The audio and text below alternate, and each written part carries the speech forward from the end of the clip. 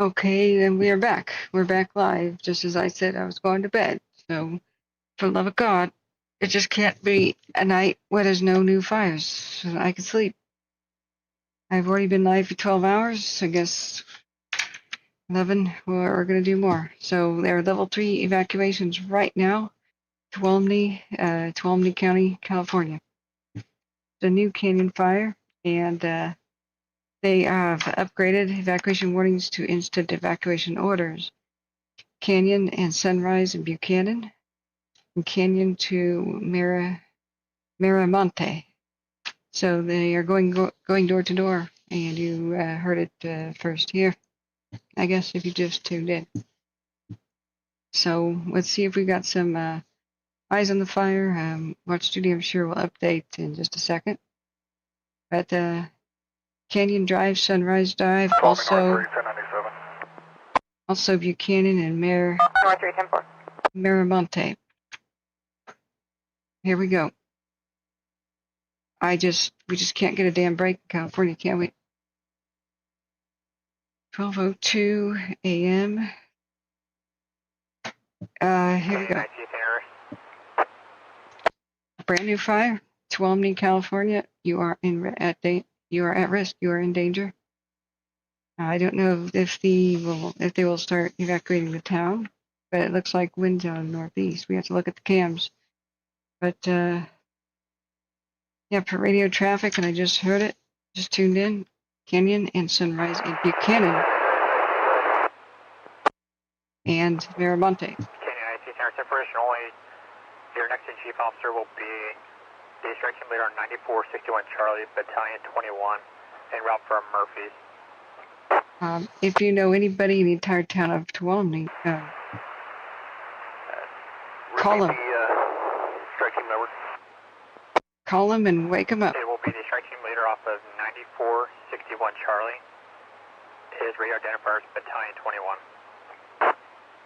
There are mandatory evacuations from Cannon to Buchanan. Not just Sunrise here, and that's just on the edge of town, the town of Tuolumne. So let's see what we got here. Let's see what we got for wind and all that. San Andreas, Chief 810. Wake up, Tuolumne County. You got a fire. San Andreas, you can show Chief 810 in the area of Cannon Road. Let's see where the wind is blowing. Chief 810, at midnight 03. The ICP is located at Buchanan Road and Canyon Drive. Incident Command Post. 810, copy. Canyon Road and Buchanan. They are doing door-to-door mandatory evacuations, so the entire town of Tuolumne is right next to it. It's supposed to be a calm situation, wind out of the north or northeast. But Romeo LIC on command. we got a new one, friends. Damn it. We just can't sleep now, can we? San Andreas, engine 4694 is out. San Andreas is arriving. 4694, midnight 04. San Andreas, engine 4466, same traffic. Midnight 04. Okay. Tuolumne County hasn't caught up yet. Watch Duty hasn't caught up yet. They're not just doing level 3 evacuations on 1627 NORAD. On Canyon and Sunrise. Turning on to Buchanan. But it's Buchanan and Miramonte as well. 10-4. If you want to go ahead, just do a direct link with NOR 3, that way one of you can scribe the addresses you're hitting. 10-4. Look at the cams. Station 167, Sandwich Fire, medic place. Station required for an assault victim. So Sandwich Apartment, 441 East and Charles Street, apartment 36, midnight 05. Just for info, deputies are on foot doing door-to-door, and I am on the PA giving announcements. Awesome. 10-4.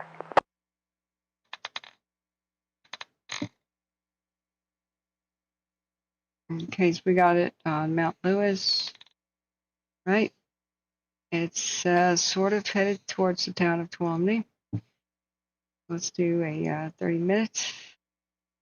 Sorry, friends. I was doing the other broadcast, the one I just did for 11 hours. I had put my watch on to charge. I didn't get any notification if this fire even started. Most of my mods had gone to bed, and so as soon as I wrapped up the stream, I looked down. There was a fire in Tuolumne County I didn't know about. And that's when beep hit the fan, and they started doing level 3 evacuation. So here we are. I just ran out of all of my paper and my notebook to take notes, so I gotta go find a new one. So, yeah, there are level 3 evacuations. Watch Duty doesn't have them all right now. 783 at scene, switching to attack. But everybody in Tuolumne needs to know that just northeast of them there's a pretty big fire. S8 NORAX. It's at least 10-acre fire. Can you ask fire about First Avenue? It looks like it sits below Canyon here. Yeah, if it's right in that area, go ahead and go for it. We don't need to ask. Just go ahead and do it and start logging it. 10-4. We'll have to circle back and go down Carter, but once we're done here, we'll head to First Ave. 10-4. So they're using a PA system like "Attention citizens, evacuate," which is great. So they're talking about which roads they need to go do it on, and that's First, which is right here at the north end of town. So presumably they may ask the entire town of Tuolumne right now to evacuate, or at least be ready to. So if you know anybody, dial them up. Yeah, it's of course when I say I'm headed to bed, that's when it's going to happen. Do I know the population of Tuolumne? Nope, never been there. So it's a good thing to find out. Tuolumne, California, the 2020 census will let us know.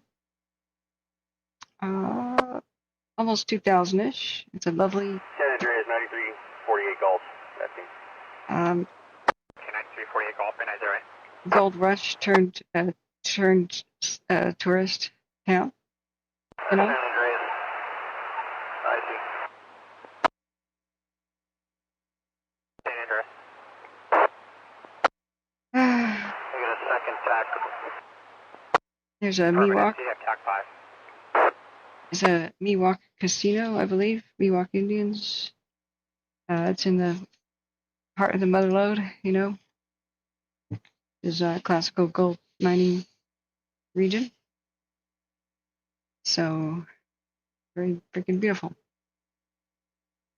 It's one of those places I wanted to go film before, time and fire erases them. So of course, fire has to be there. God. Tuolumne County has sequoias in the south part of it. So great. This is the fire of one of the cams. And it's spotting out ahead of itself.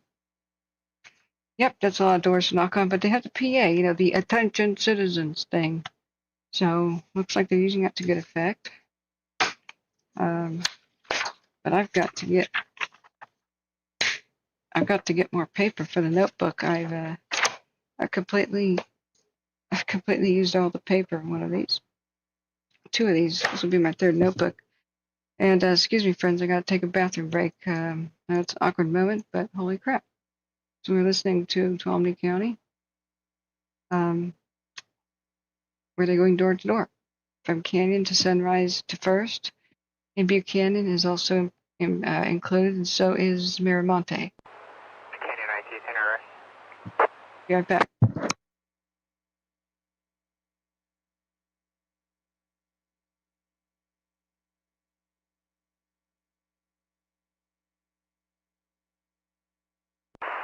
San Andreas Golf Canyon, I think.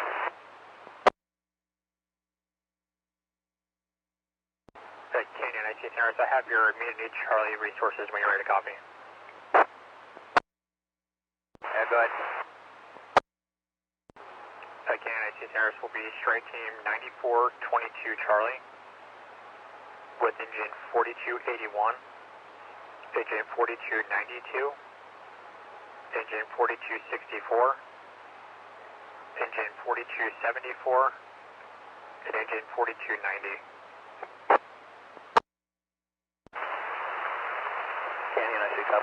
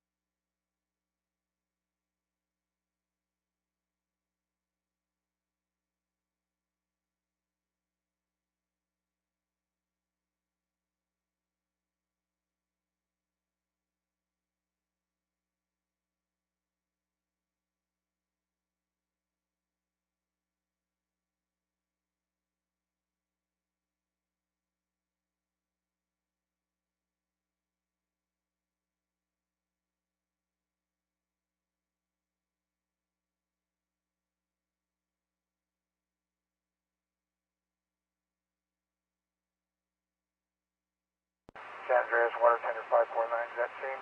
Switching over to TAC. Tender 549, midnight 12.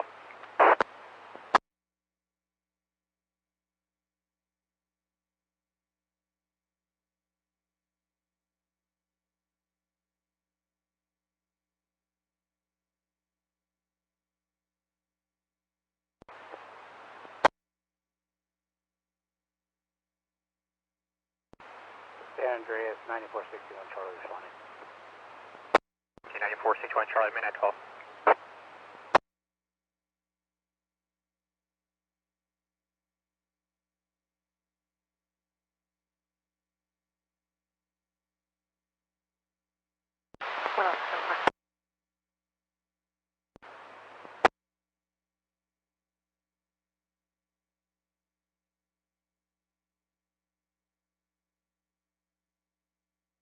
Call me North 41097 CJ, clear for ending. North 4, go ahead. 32435.2. Nora 4, SA. North 4. When you're clear there, if you could respond at least to the IC, which is going to be Buchanan at Miramonte, just past Carter and Tuolumne City for assignment, please.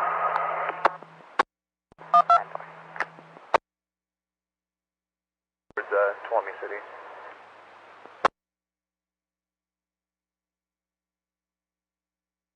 A moderate rate. Sure.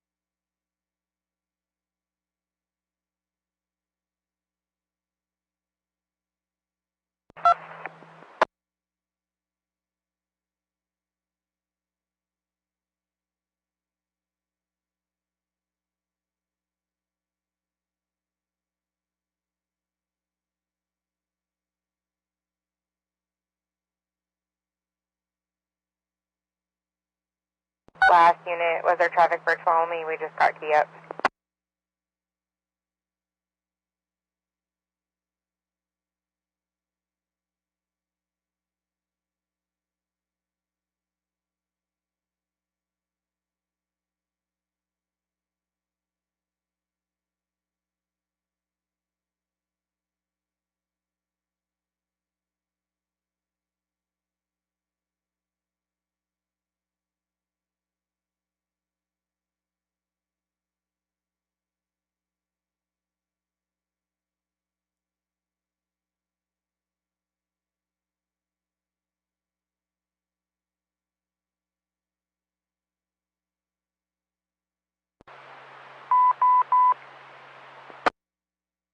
Medically, Crystal Falls 21454 Eel River Drive.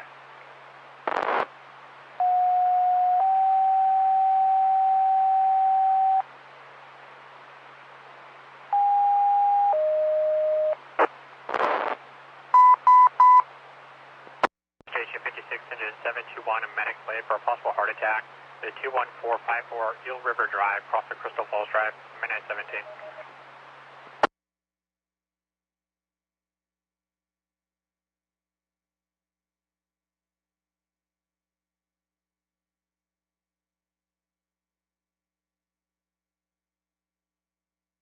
Access.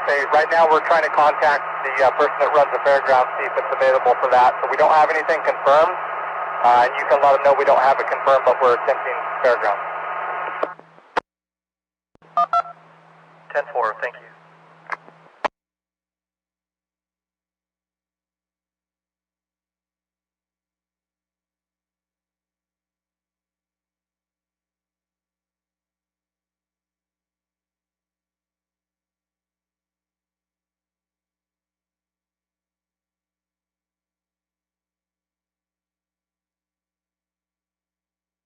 NORA access 8.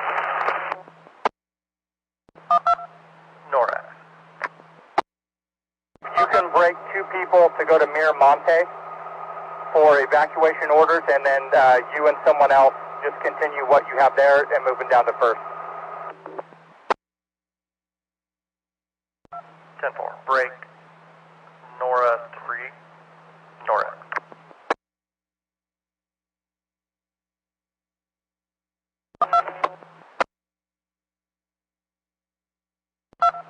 If you could make note of where you left off, and if you and 1627 can head to Miramonte.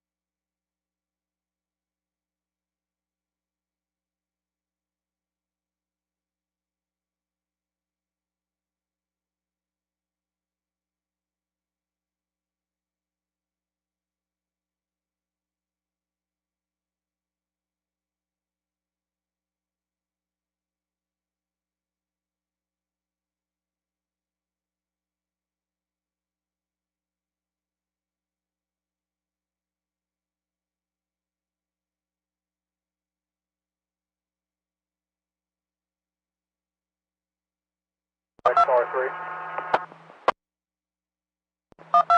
NORAX. We got everything to 19190. Copy that, 19190. We'll finish up the rest of it, thank you.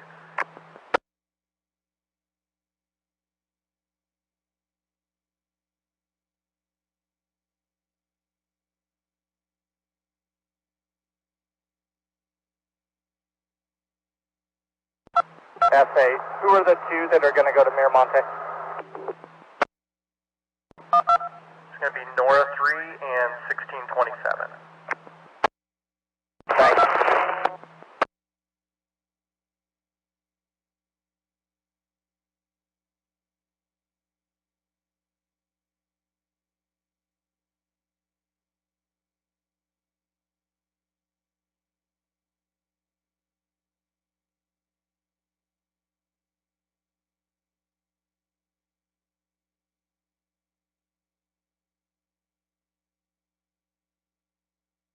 Canada, show Battalion 4404 responding to the scene incident.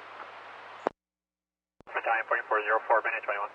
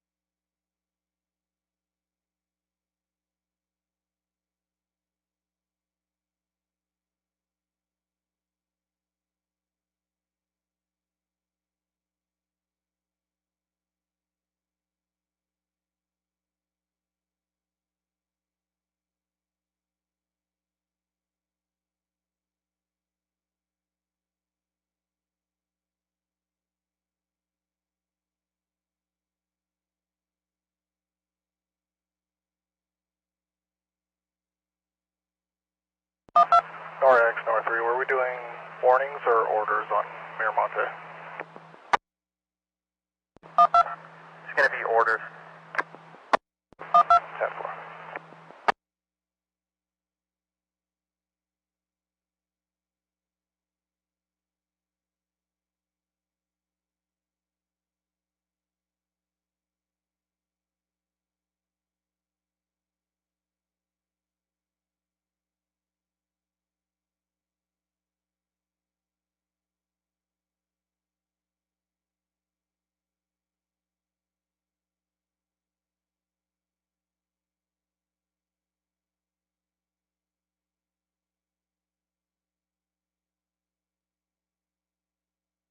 Following 01, 1019 corner, 02's onto the fire.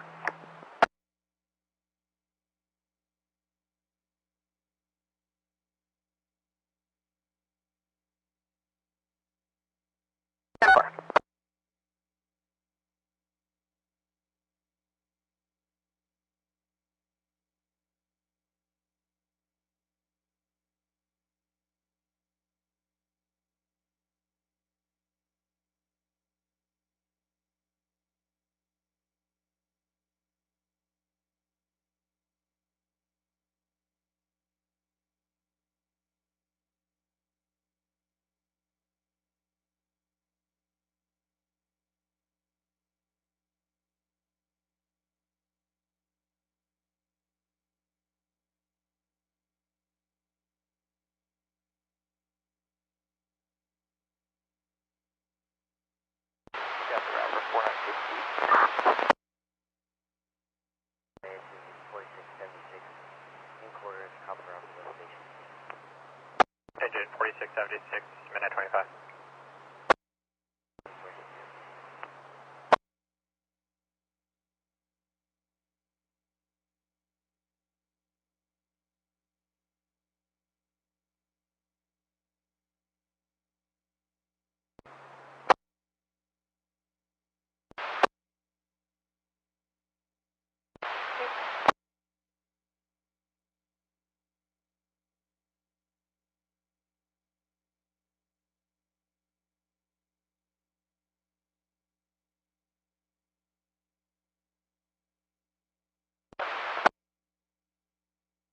Battalion 4420, local 217 will be in service. Battalion 4420, minute 25. 4420.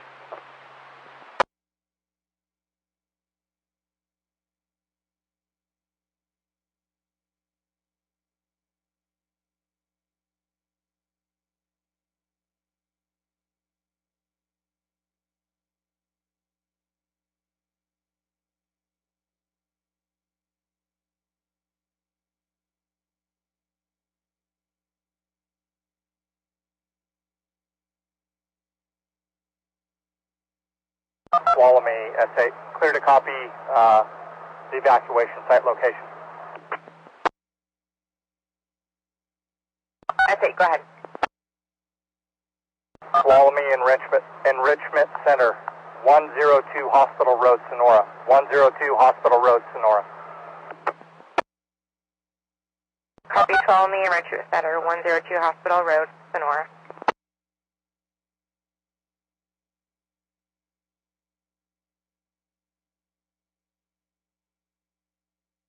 That's it, Tuolumne. Can you confirm what that's for? Sorry. That is the evacuation site for all the residents who are being evacuated. That they can go there if they wish. 10-4.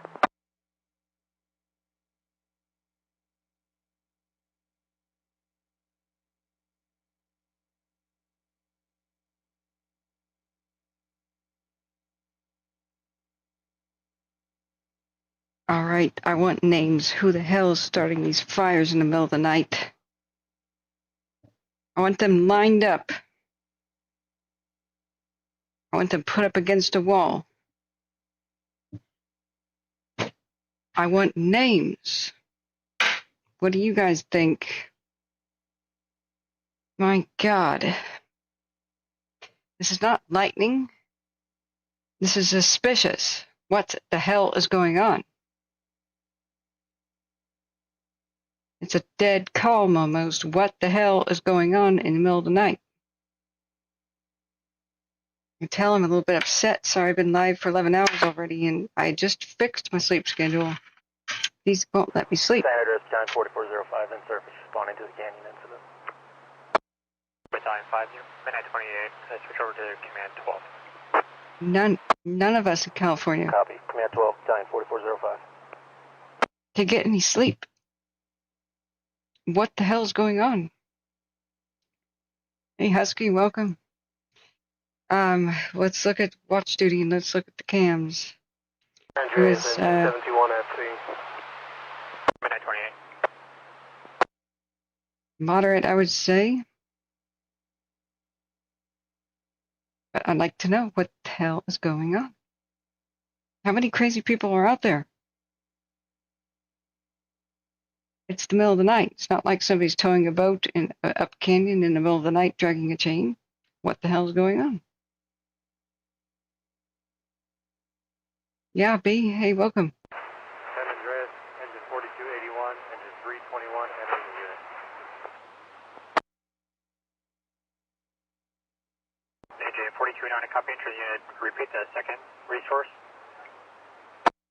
Engine 321. Okay, those of you who are Copy, both evacuating, units at midnight 29. You'll contact the Canyon IC on CF TAC 2 or TAC 5. watch duty's a little slow, Engine 4281. but they are updating things. They're waiting for officials to say what such and such place is evacuated. We don't have to wait. I know, Jason, what the hell's going on here? These fires are starting up in canyons, just, where these canyons take aim at communities in the middle of the night. When the wind's blowing towards the communities. Huh. Tuolumne, A4. What the hell's going on? A4, go ahead. We're going to be moving Ponderosa Hills into an evacuation order. Okay. Ponderosa Copy, Hills. moving Ponderosa Hills to evac orders. You heard it here first. Ponderosa Hills now in evacuation order. If you know anybody in the town of Tuolumne, let them know. They'll probably have to evacuate tonight. Call them up. Go to the Community Enrichment Center. That's where the temporary evacuation place is. They're checking on the fairgrounds for animals, but you do need to call anybody you know here in this region. A4, Tuolumne, we copy. I'm updating the reverse 911 now. Yeah, they're doing your reverse 911 calls. They're going through. They're going through the streets with a PA system. Attention citizens, you must evacuate. Had multiple units that got covered. Wow. Updating everybody. So this is called the Canyon Fire. Still getting multiple units. A4 Tuolumne. All of the entire Ponderosa Did you Hills. want the reservation as well? Not at this point. 10-4 copy, not the reservation. Last unit with traffic, go ahead.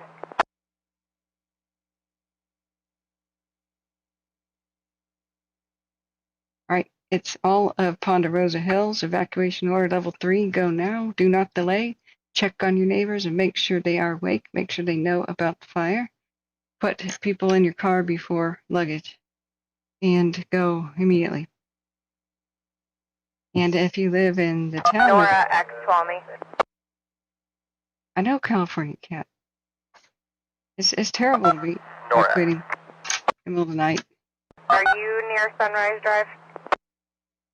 Hey, from about to head to First Ave. 10-4, I'm not sure if you or another unit can head to 19147 Sunrise Drive. CHP is requesting a check for a 12-year-old at that house. Wow. If you know anybody in the Those area... numbers one more time. Hang on. 10-4, I'll show you en route 19147, 19147 Sunrise. 10-4. Welfare check on a, what did they say, 10-year-old or something? That's very good. A good reminder. If you know of anybody who may need special help evacuating or may not know that this is coming, like if they have hearing aids in at night or they take them out and they can't hear anything. If you know anybody with special needs, elderly people, do call Tuolumne County Sheriff's Office.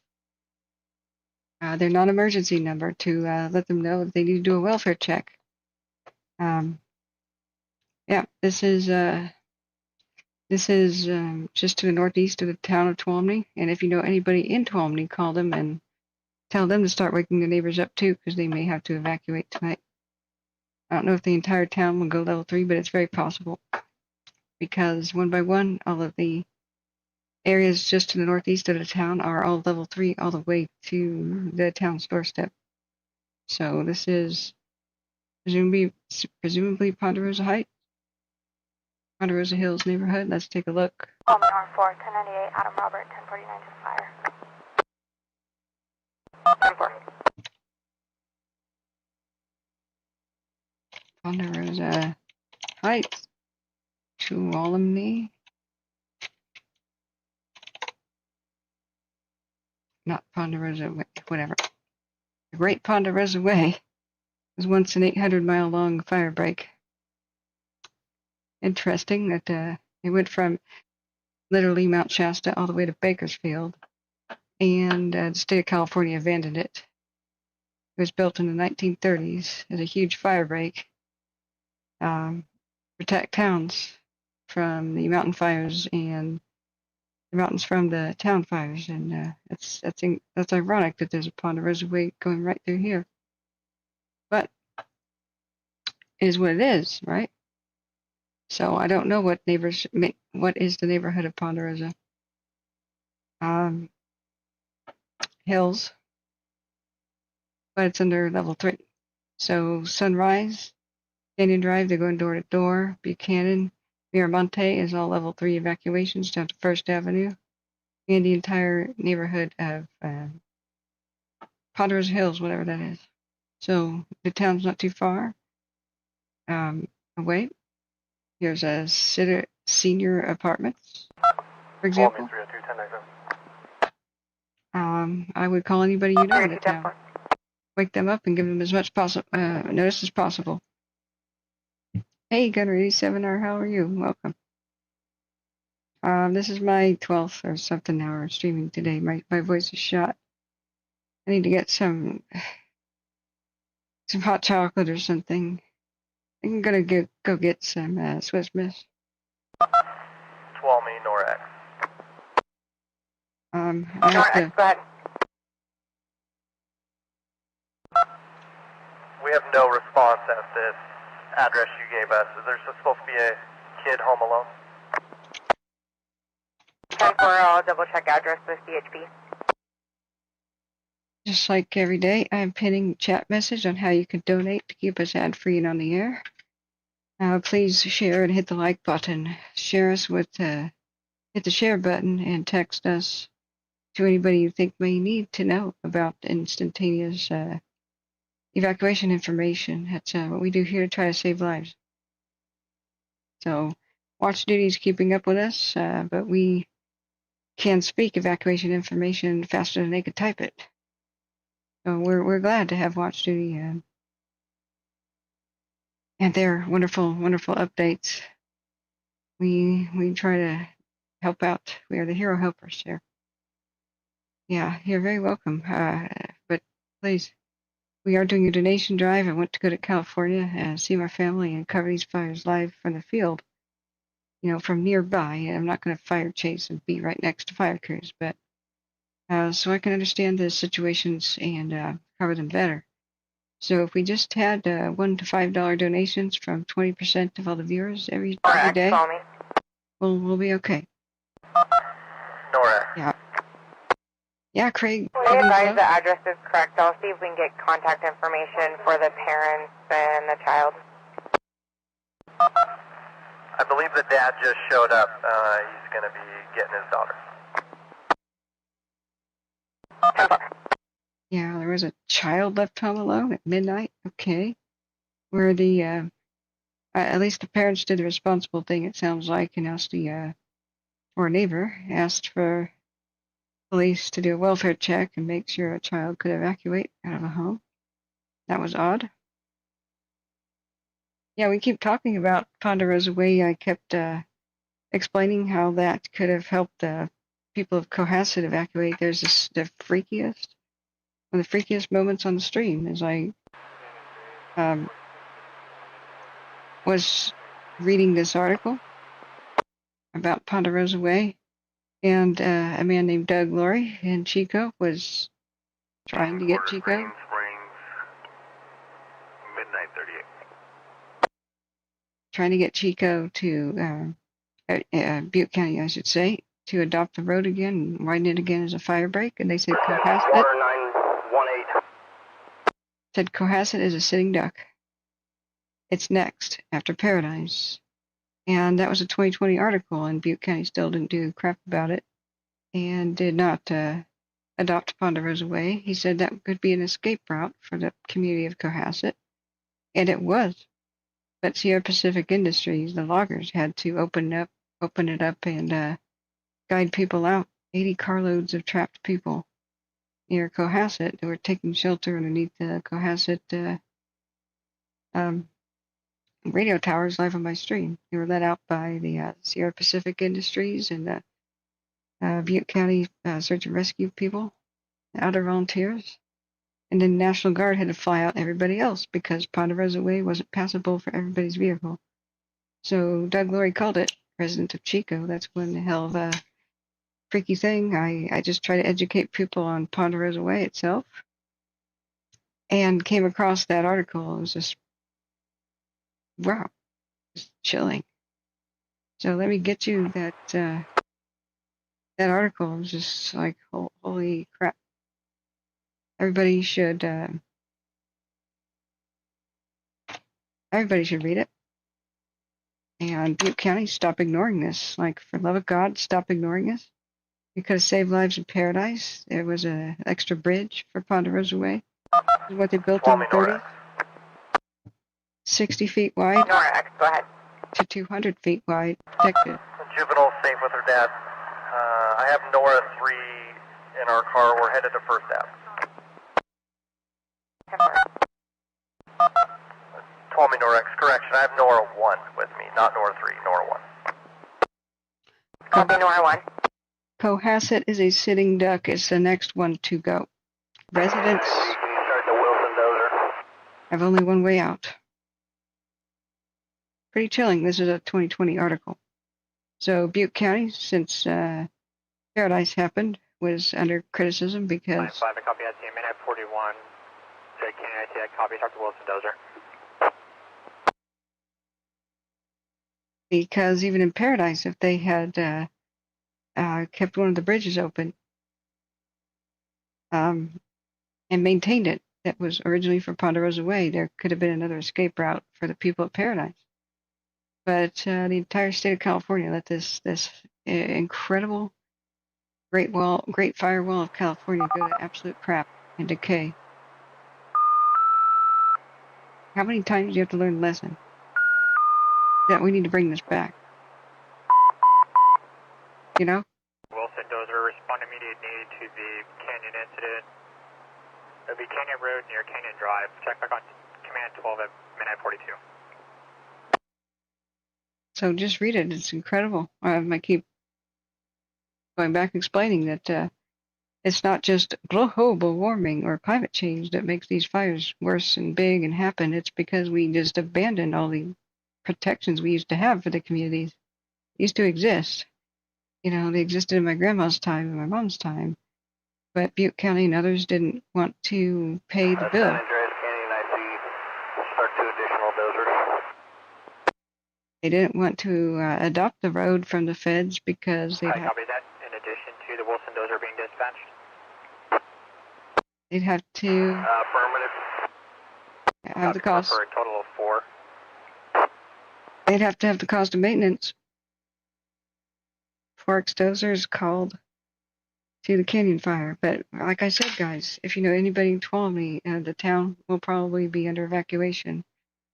I don't know if it's evacuation orders, but they will be notified. So people should prepare and be notified right now by you. Pick up the phone if you know anybody there. Yeah. Craig Whittingslow says, I'm 64 years old. When I was a teen, an old gentleman told me that Ponderosa Way was an old wagon trail that went from old Mexico to Canada. Well, that's a funny story. Maybe there's something kind of to it, but that wouldn't make much sense, really. San Andreas engine 71 available, copy numbers. The easiest way to go to do a wagon trail to get to Canada from Mexico would be through the valley, of course, and it would be something like I-5. I-5 is basically an old wagon way all the way to Canada, and it was an Indian footpath, Interstate 5. So the Indians knew about to pass us through the mountains before anybody else, of course, so they just kind of paved over it. So, yeah, close. But it was ponderous to build, and it took federal money. And then once the feds, after FDR died, the other presidents and feds kind of forgot that it was protecting California. And they said, okay, no more federal money for its maintenance. States, California, you wanna adopt this, right? No county wanted to, and the state didn't want to, so it's gone to hell. So it's too narrow now to be a good fire break, but they keep using it and trying to stop the park fire. So, go figure. What I want to know is this freaking arson again? What the hell? Middle of the night, dead calm. Fires breaking out just in front of communities up in the canyons with the wind blowing towards them at night. What's going on? I think PD should be rolling up down that canyon right now, launching drones, looking for thermal imaging, looking for arson. This is what I think. They should have done that. If they did, they probably would have caught the guy who, for sure, we know it was a person who started the fire northeast of Mosquito. There were 2 or 3 mysterious fires that happened. And at night, it's really easy to thermal image capture anybody running around or a vehicle fleeing the scene. And that's what fire crews and police need to do at the scene of every fire at night is launch the drones, assume somebody just did it. Because I'm sick of this crap. I don't know about you guys. Later, a tow truck driver apprehended a suspect by Placerville and Mosquito who was running around seen by witnesses calling 911, starting fires. You know? Yeah. So, but yeah, they started Ponderosa Way as far as I know, as a civilian conservation corps thing to be a giant fire break. Not really much of a road for people to drive on so much, but for fire crews to have very, very quick access and mutual aid system, and to protect the towns, valley towns, from the mountain fires, and to protect 1627. and to protect the um, Multiple units, 1627. Did you have traffic? to protect the mountains from the foothills fires. 1627. Negative. It's extremely expensive and ponderous to do this. 1627, SA. It requires a lot of bridges. It's up and down the hills, up and down the hills, up and down the canyons. If you can grab Nora 3, just stop what you're doing right now. I think most people know what's going on, and start rolling to Ponderosa Hills for the evacuation order. If you want to give me a call, I'll give you some info. 10-4, we're going to head to Ponderosa Hills. It wasn't to protect valuable timber or just that. It was like to prevent holocausts and terrorism. SA Nora 3. But that's San Francisco Chronicle for you. Do you want 1627 to grab his vehicle, or you want us to head over there together? Grab his vehicle. 10-4. Okay, so the people who were going door to door, that radio call, just said stop where you're at and go door to door at Ponderosa Hills. I have no idea where that is. Maybe it's here. Do you guys know? As a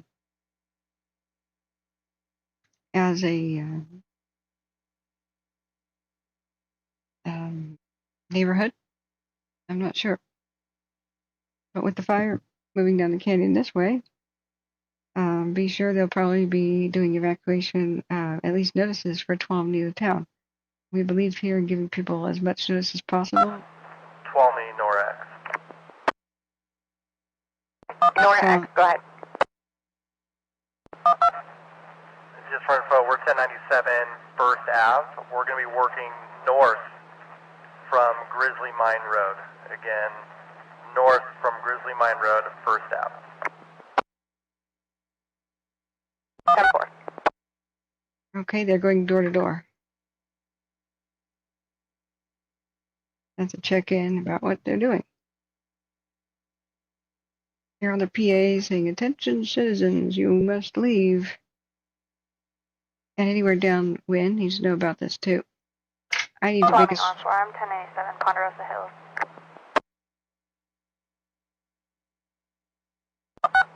10-4. I need to make a Swiss miss. Yeah, hey Craig, do share more wisdom. That's a cool tale. I like hearing that kind of thing. The Oregon Trail is I-84, Interstate 84, and they paved right over the damn thing. Very few places it still exists. So can you believe how they just randomly destroy history for no reason, really? It would be the coolest tourist thing ever. That would be the coolest cowboy experience. People would come from all over the world to be on the real Oregon Trail. This section of this section, take a real wagon ride, take a real horse ride. That would be an incredible hiking trail because most people on the Oregon Trail walked the whole thing. You know, the animals were pulling their stuff, but it was extremely bumpy and you just a pelvic shattering experience to be in those wagons. So most people preferred to walk. It was a walking pace. Just like the Pacific Crest Trail is like a huge tourist draw from around the world. Walking the Oregon Trail could have been so.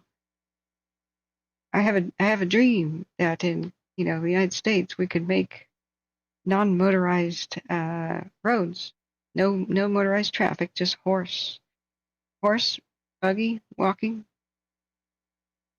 and slow-moving bicycle, not mountain bike stuff, you know. And people can go across the country again by mule, by horse, by walking, you know, and have a virtual carbon-free, you know, experience there, connecting the old ghost towns together, history. That would be a gigantic tourist draw, you know. So once again, I predict they just might put the entire town of Tuolumne now under evacuation warning at least, maybe evacuation orders tonight, depending on how this goes. This is just, I want to know who the hell is starting these fires. It was not lightning.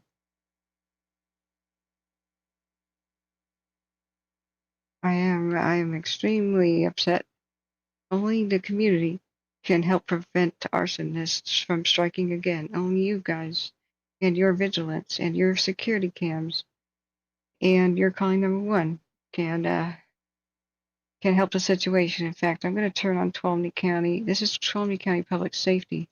Maybe there's like a the mistake I made not understanding that it was arson night before last with the Crozier was I put on fire dispatch only and not police. So I didn't know there was a manhunt going on when the witnesses called in that they saw an arsonist. And the kicker, El Dorado police are trying to say that the arsonist suspect they arrested last night had nothing to do with the Crozier fire. Horse crap. That's all I gotta say. San Andreas, 9461 Charlie's asking. Minute 53. Logging all of the addresses and with the dispo of what occurred. Oops. Add notes in your CAD. Yeah, there's just CAL FIRE TCU, U.S. Forest Service. I guess this is the only law enforcement thing that we have. Just Tuolumne County Public Safety. Ponderosa Hills Recreation. Thank you, Jeremy, for your local knowledge northeast of Tuolumne. Bay Williams says, do the people that live in towns like that, you may have to evacuate, put a flag marker or something, let officials or firemen know they may have evacuated so they don't spend time knocking? It's a good idea. That's a great question, to leave a note on the door, out.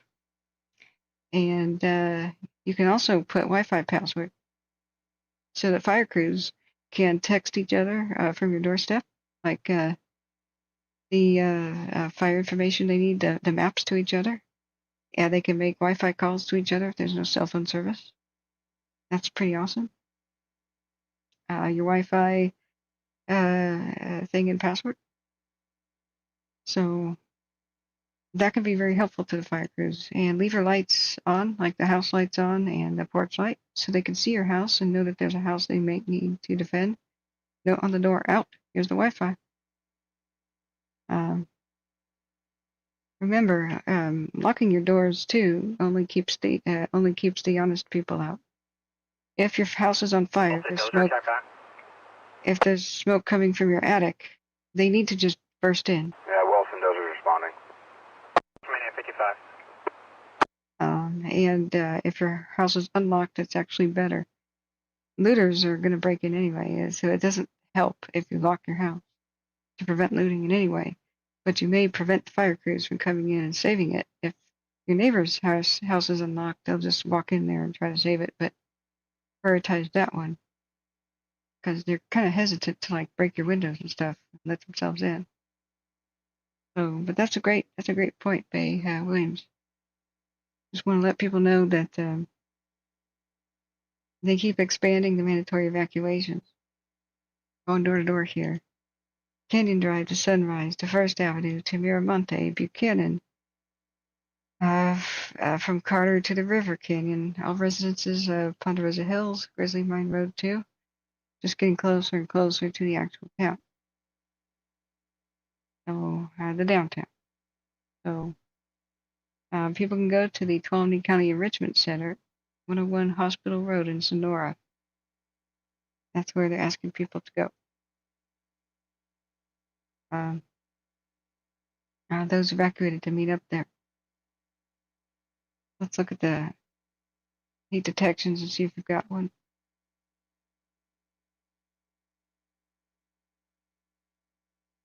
That's the Crozier down there. Goes detections. It's the Crozier. It's Tuolumne. None yet. But that might just happen soon with satellite. I need to shout him out. Remember to call the sheriff's office, the non-emergency number for your county, to do a welfare check on anybody you think, like say may not be home, but their animals are there, their cats or their dogs or something. Somebody with, say, hearing problems with the hearing aids out, but they may not hear. Sirens or things by other means. Maybe somebody elderly who might have the idea of, I lived through World War II, and so I don't need to evacuate, so a fire's not going to get me. Somebody like that. Somebody with horses or livestock that may need extra help, or they may be on vacation, or who knows if a pet sitter's going to do the right thing, or even be aware right now. So you can always say, do a welfare check on this or that address. So let me go get a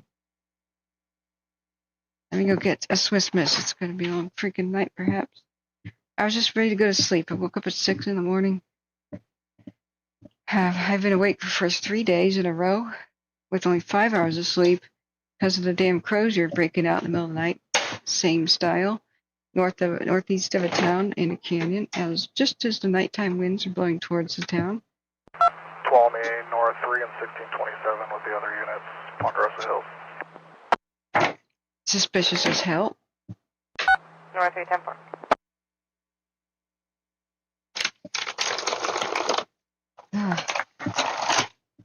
I'm agitated.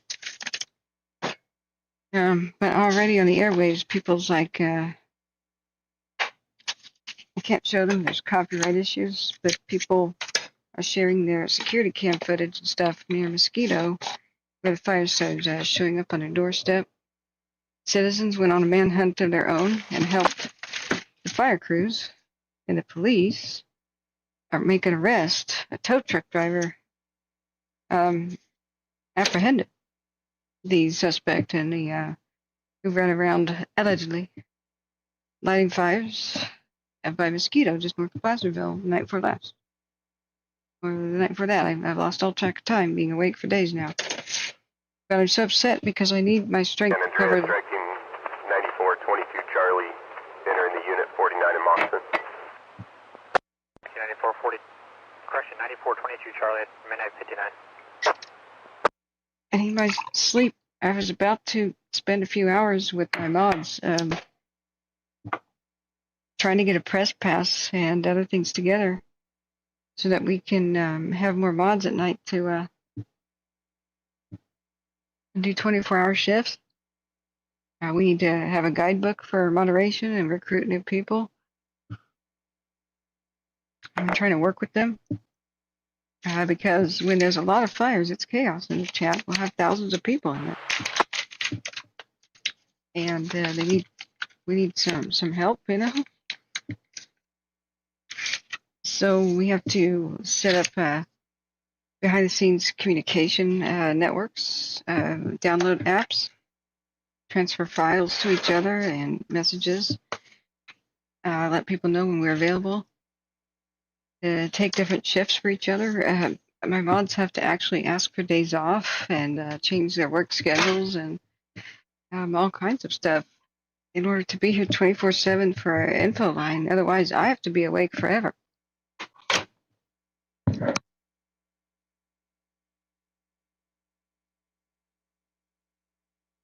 Starting to lose my mind. I've been live almost every single waking hour since June 6th, with like 2 days off. I have mail that I haven't opened since like April, in a pile over there. My friends and family think I died because I haven't barely been outside since June 6th. I just wake up, I stream. I wake up, I stream. I wake up, I stream. And it's kind of brutal. But who else is going to do this for California? We've gotten feedback that we've saved lives because the officials have their hands full. There's something wrong with the broken system for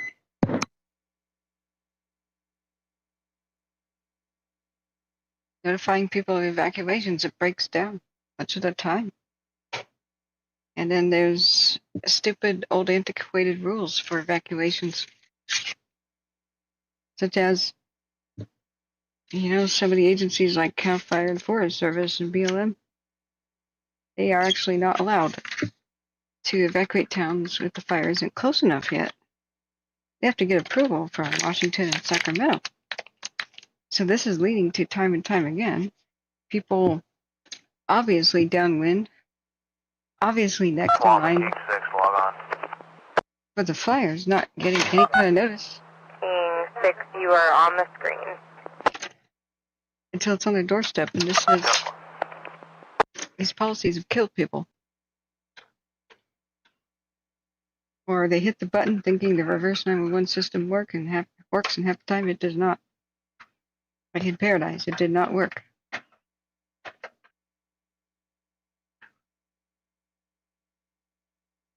So this is why we do what we do. It's to save lives. My friend who died in the 2017 Cascade Fire never got notified because reverse 911 failed him. For Yuba County, it's failed a lot of people, resulted in a lot of deaths. So here we are. But it makes it very stressful if I don't sleep. I get sick and ill, and if I go to sleep, I may wake up and realize people died because they didn't know where to go and what to do.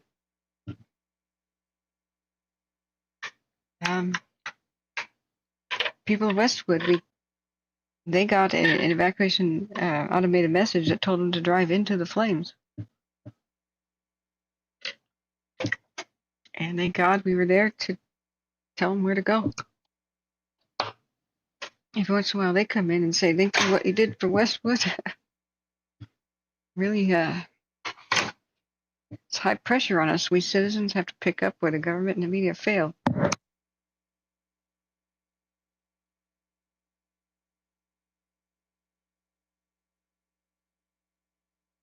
Watch Duty is a group of citizens. I called for the creation of such an app, and I'm so glad somebody else had the great idea too.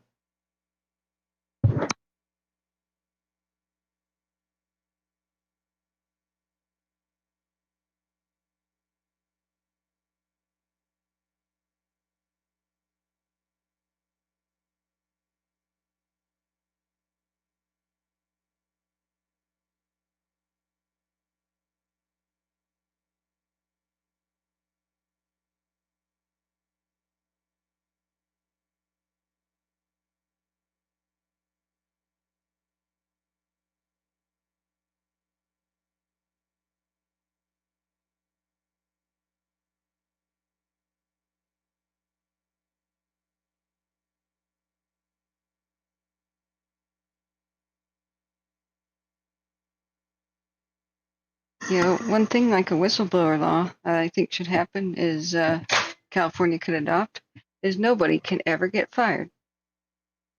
Ever. Like, hey, if you work at a power company for shutting off the power, if you think power lines would be down starting a fire, Dixie would have never happened if that policy was in place. PG&E said, hey, employees, you have to visually confirm a fire before ever shutting off the power. Even if lines are surging and it's pretty obvious a wildfire is occurring, you have to go look at it and visually see it first before hitting the power shut off button, or we're going to fire you. Hey, no, not just state of California, the entire nation. If somebody takes an action to try to prevent a wildfire and save lives, they cannot be fired. They cannot be punished as long as it was credible. A credible, real, and honest attempt to save lives. And also, nobody No fire crew member should ever I see, go ahead. be afraid to tell a community to evacuate. Keep us a call. Right? Common sense. It would save so many lives. But do they have that protection? They don't. And it's so sad. People at CAL FIRE that are up in front of the TV screens, unable to tell a community like South Lake Tahoe that they need to evacuate because they're waiting for Sacramento to approve it. That's a bunch of horse crap, or they get fired. But that's what happened on the Caldor. But the pen's mightier than the sword. We can push for legislative change like this. We can make it happen, and this will stop happening. You know, if Ferris is coming, awesome, Husky, great.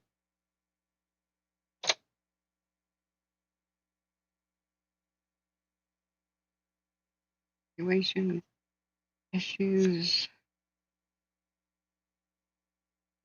Fire whistleblower law. That's what we should call it. Wildfire whistleblower protection law. Protection Act. Right, our congressman. I'm writing a manifesto. How to save California, basically. But the rest of the country suffers wildfires too. Just remember, everyone, you need to keep your vigilance. You need to keep aware. Report any suspicious vehicles, activity, people, anybody you know that likes to go buy the illegal fireworks from Nevada. You need to give law enforcement a tip. People need to be rated before they can blow up your neighborhood. You see a bunch of people talking to themselves and gibbering up and down the road. They need to be taken to a mental hospital. We have to get serious. You see somebody walking around with a torch or something, you need to call.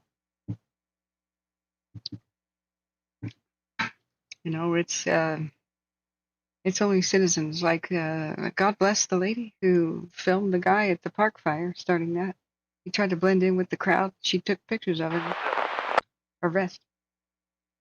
Arsonists repeat their behavior.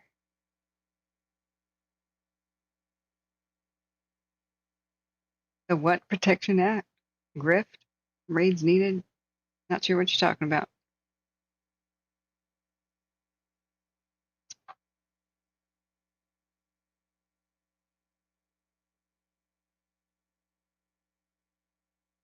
Let's go and look at these are actual flames. These are actually flames eating at the trees here. Our camera quad view, so we know exactly where it is. Engine 4281.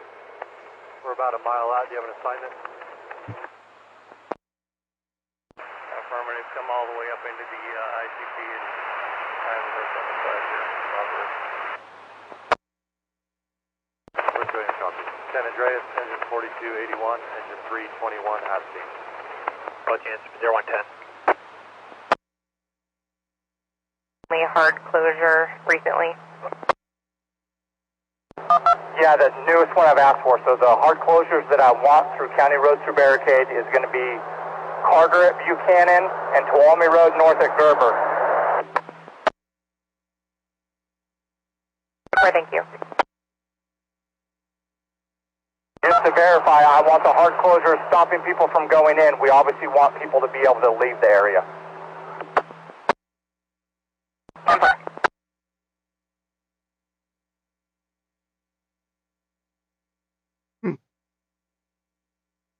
Morgan Summit just moved. Let me take a look at that in the park real quick. Then we're gonna go and get a latitude and lat and long. This is how you do it with these cams. So let's go down to Tuolumne County. See where is Colony Hill, Angels Camp, Sonora. Right. longitude and latitude right there where all of the beams intersect. Copy. This is what you can do with the alert west cams. Now we go to Cal Topo, we paste. Boom, there's your fire, there's the heat detection. San Andreas, training 4427 is back in the unit and route to the fire. San Andreas is a nearby town. Husky. Training 4427, 111. Oh my God, Husky. Fireworks really can kill. I wonder what happened. It was the 4th of July that the lake fire broke out down there in Santa Barbara County. And a lot of times at lakes, people go and try to think, oh, I can use my illegal fireworks here because I'm going to fire it over water. Nothing bad can happen. But they forget that not all fireworks are perfect. There's lots of duds. There's lots of the opposite of a dud, which is overloaded. Maybe there's a word for that. And random crap can go wrong, such as you set up the mortar type, kind of launches, and as the firework starts to go, it jiggles it and it falls over because maybe it doesn't all start at once like it's supposed to. So they have a tendency to fall on the ground and then shoot it out vertically at people. So there was an actual official fireworks show in Marysville, California, at Ellis Lake. San Andreas, transport dozer 4645 entering the unit, Highway 49. And it was as safe could be. 4245 entering the unit, 113. But an accident happened. Okay, they're pretty busy in there. Is there anything I can maybe answer for you? No question. I'll be en route code 3 from Oakdale. 10-4, thanks. Code 3 means lights and sirens. Call me copies.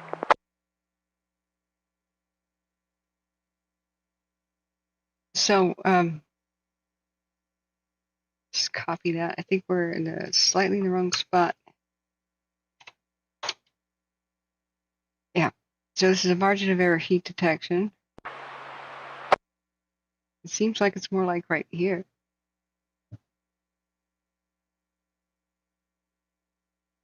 But we will see. At Marysville, it was years ago, more than a decade ago. I think this was the last fireworks show they ever had there. It was on an island in Ellis Lake. San Andreas, engine 4292 entering the unit, responding to the canyon fire. 4292 at 0114, switch over to Command 12 for the Canyon IC, CDF TAC 2 and TAC 5. So even though professionals were in charge, there was an accident and the mortar thing fell over. And it launched into the crowd and it blew a girl's leg right off. Transport dozer 4645 entering the unit en route to the canyon incident. Transport dozer 4645 at 0115, switch over to Command 12 for the Canyon IC, CDF TAC 2 and CDF TAC 5. 4645.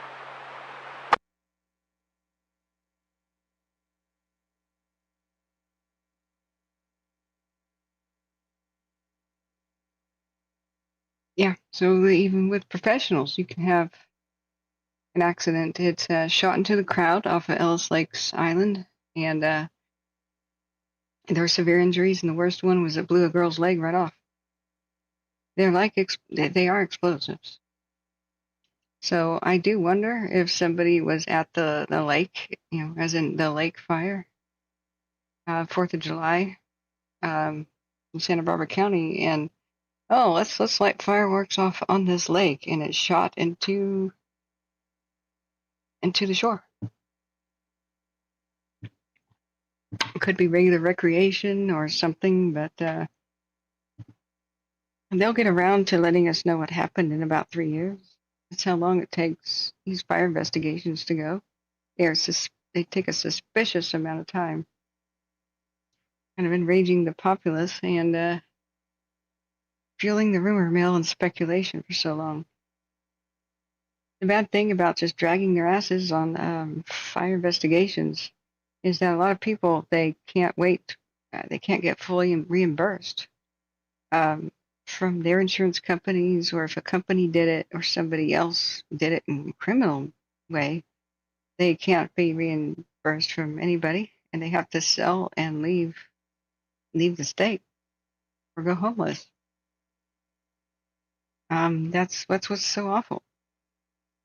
Husky says, and the mortar fell over towards my position and I ran, but it launched and it hit me in the right shoulder and exploded 50 feet behind me. My God.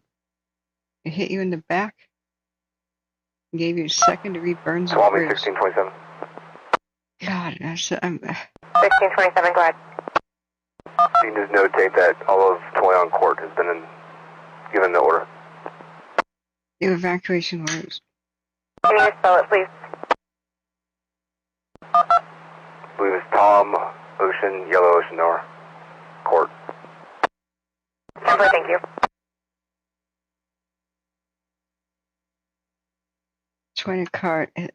Toyna Court has been evacuation level 3, either evacuated or told to. Glad you made it back, Exile. Wow. Emery IM says our buddy in Seattle, neighborhood kids shot off fireworks. He got hit in his closed garage in the eye. Took many surgeries to save his eye 3 years ago. Yeah. I remember once as a kid, Roman candles used to be semi-legal in California, like certain counties. They're not legal anywhere now. Except Nevada next door, it's legal to sell all fireworks. Even to Californians where it's illegal, you know? That's ridiculous. So, Roman candles are these little sticks. You're supposed to hold them in your hand, and it shoots these balls off into the air. And balls of spinning, firework. And they're projectiles, and they can go like 50 feet away. Hey, good morning, Lindsay. I wanted to sleep. I already logged off, told everybody good night. It wants you to use mandatory evacuations. Once again, if you know anybody in Tuolumne, call them. The whole town might be evacuated soon. It's hard to say. But the way the fire is spreading does not look good. That's a real difficult place to reach. So here we are. But you're welcome. What else can we do? Please, if anybody could put money in the tip jar. We're trying to fundraise. We've already had 400 views, 31 likes. The free way to support the stream is hit the like button. $1 to $5 is an excellent donation. If 20% of the viewers did that per video, we'd be able to continue our life-saving mission here. Getting evacuation info instantaneously to the public as soon as we hear on the radio. That's the number one goal here. And if you can't, don't worry. Just spread the word. Hit the share button to your own social media. I finally got a map. Thank you, Husky. Let's take a look at it.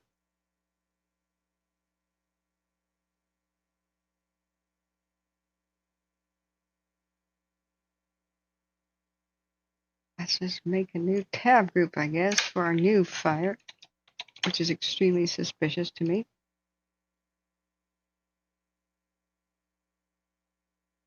We go through social media so people who don't have social media can still get life-saving info. Because, of course, they put it on Facebook first, huh?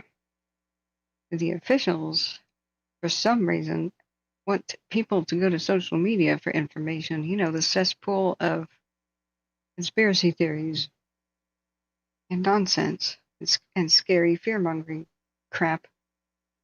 There should be official sites, and they should say don't go to social media. But here we are. But here we are.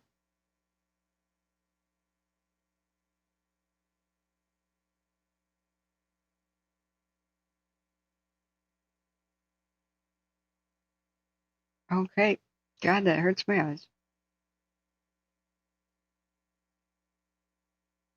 Can we make it? Yeah, what's the base map? The base map is good. I like this one. The ArcGIS one is nice. S9, S8.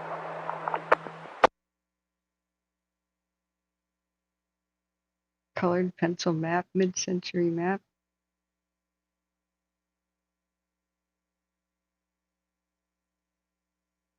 Community map. National Geographic style map. Ooh, that's a nice one. Now we can understand. Great. Thank you, Husky.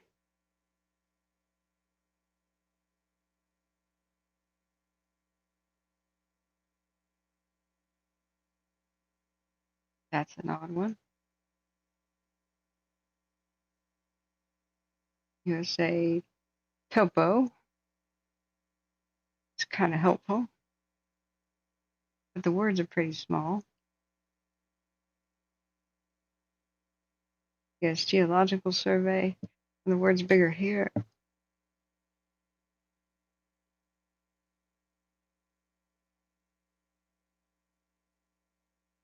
Regular and topo. Navigation style map. Navigation style dark.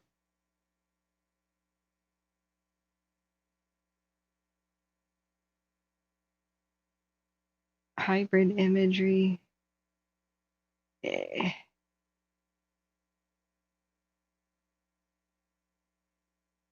Terrain with labels.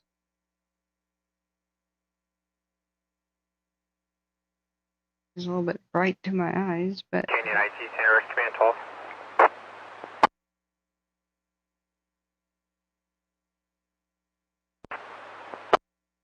I think that's a good compromise. I see. Good. Canyon IT Center, I have one additional bartender staff available. Would you like them?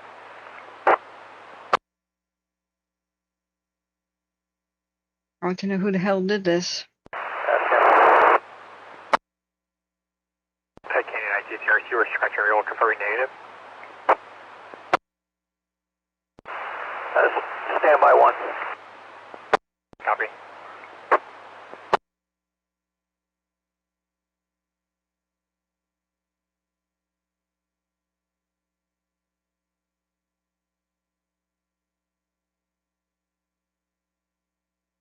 We've heard of dozers, like 4 dozers, please report here.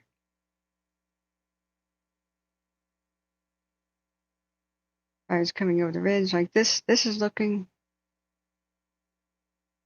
And Mount Provo started on this side of the hill and went over the side. And this, the view.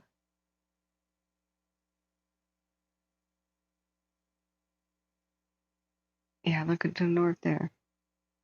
Now, which one looks to the west? Duckwall. It's pretty far away though.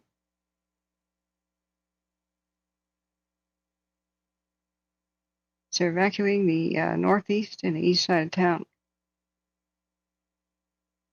But look how that hill's burning off. That just doesn't look good at all. Yeah. Let's check and see if the mapping plane is over it. Fierce.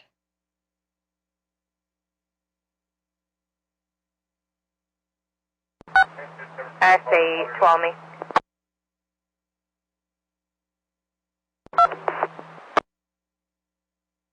Let's take the altitude filter off.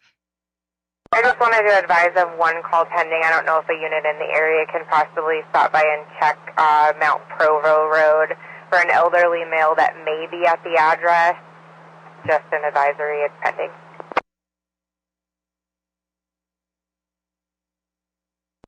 Simple. Thanks for the info. If it's within our evac area, we'll make sure we get to it. That's good. Somebody called in a welfare check.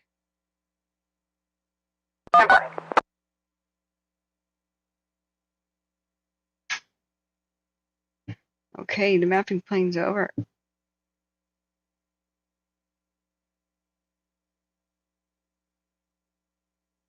For the canyon incident, we have all the nighttime helicopters working on the park and the, which is alleged arson. And S801. Where are you at right now?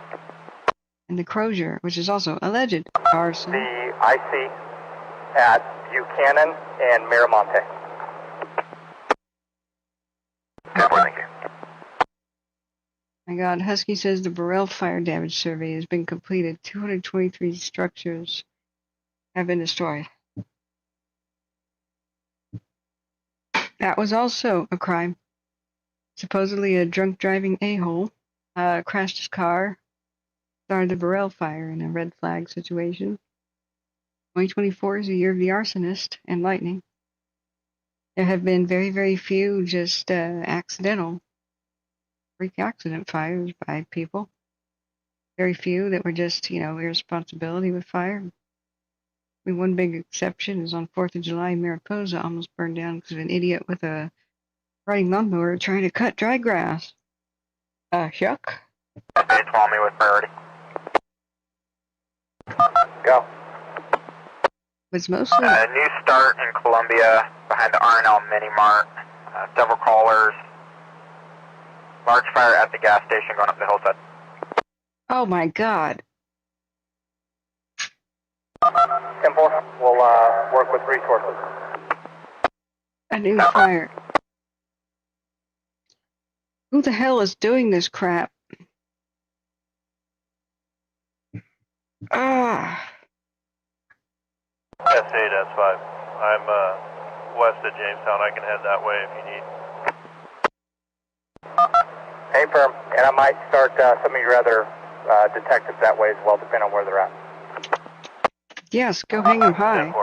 King 6, you copy? Hey, firm from Yosemite Junction. I mean, hang 'em high by their thumbs. San Andreas Canyon, I see, good. Canyon, I see. We have a second start in Columbia. Just for information. Crying out loud. Canyon, I see. California, we can't sleep. In service if you need me to start that way. Repeat. I'm in service if you need me to start towards Columbia.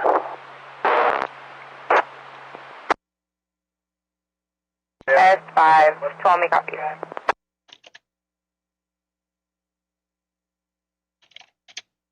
Yeah, well, thank you for trying, Emery. You can always email me. L1, A4 copies, thanks. You can always email me, and for a good old-fashioned, paper check or sending a gift card or something, my P.O. box. That happens to me sometimes too. I try to do a super chat, and it's like, you can't. Mm-hmm.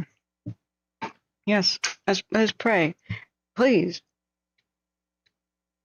let these evil arsonists be caught. Amen.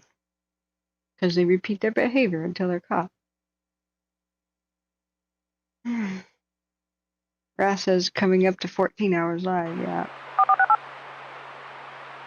Have a good day, Rat. So.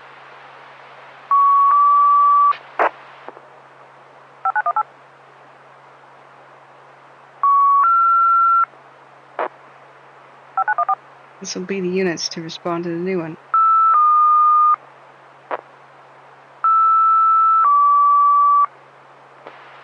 This unit and that unit.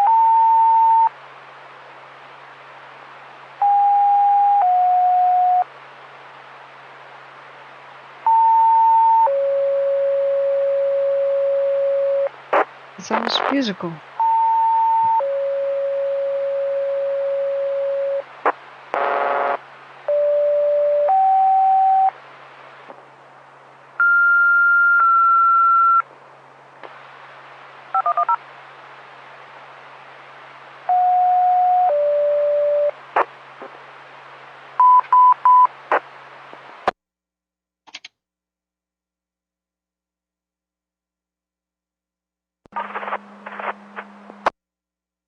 sometimes Spheres does their own videos here. For training 4425, engine 4661, engine 4454, engine 4676, engine 4461, engine 4476, engine correction station 511, engine 791, engine 751, bartender 518, bartender 242, bartender 169. Report of a vegetation fire behind the R&L Minimart 22277 Paris-Ferry Road, across the Damon Road. Checkback will be on Tuolumne Command at 0132. Yeah. 10-4. Hey, you know what, Emery? Give me your details, like, you know, so that next time down in Chester, I can we can all meet up at they're awesome pizza place, you know, because the Golden Bear burned down. And we'll see if we can put the title in, you know, meet up list, right? As soon as I can get this laptop in order, I'm going down there. So we have a new fire behind the R&L Market in Sonora. It's going into, it's a gas station. It's going up into the hill, into the vegetation. So we have a Sonora Peak camera, but it may not be able to look. 97. No fire at this point. Stand by for further. 702, 10-4. 701's with him. 10-4. 701 will be going north on Paris Ferry to investigate further.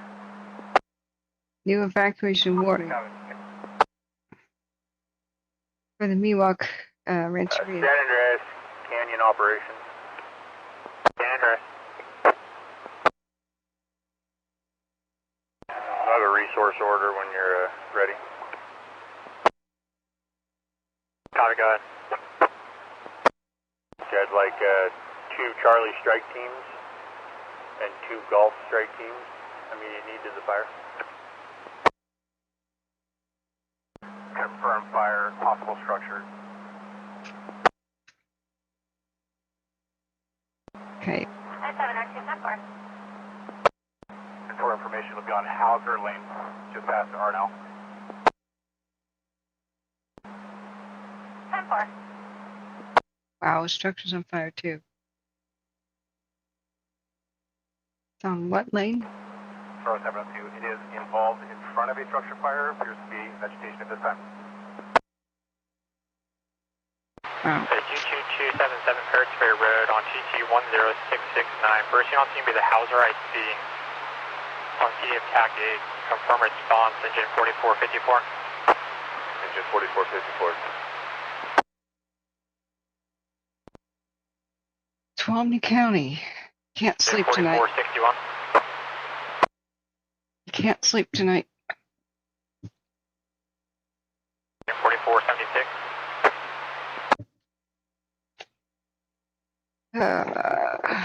S5 Tuolumne. Nor S2. S2, go ahead. We're going to be on Hauser and Forest Park. As of right now, it is vegetation, no structures. Somebody said confirmed structure. 10-4. So how the hell does that work? Andreas strike team leader 9422 Charlie, you got me. That was contradictory. 4425.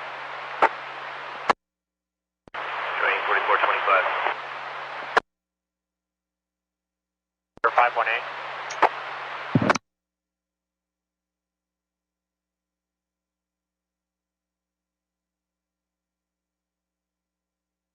Engine 4476, check back.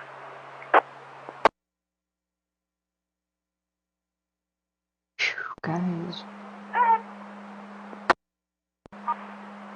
We're starting evacuation for nearby residences. So far, fire is growing. Dry shrubbery. Okay, they're starting evacuations for nearby. 10-4. Fire was advised to step it up. They advised they have a couple units coming. Assuming that's the new start. You do it. The address on that house you're evacuating.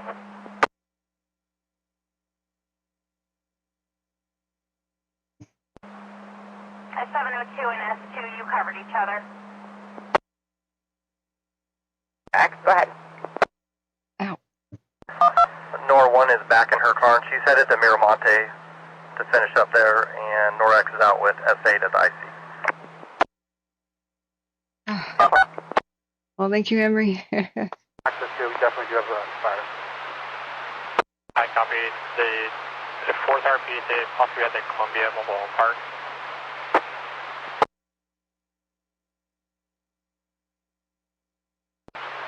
Yeah, possibly. Columbia Mobile Home Park.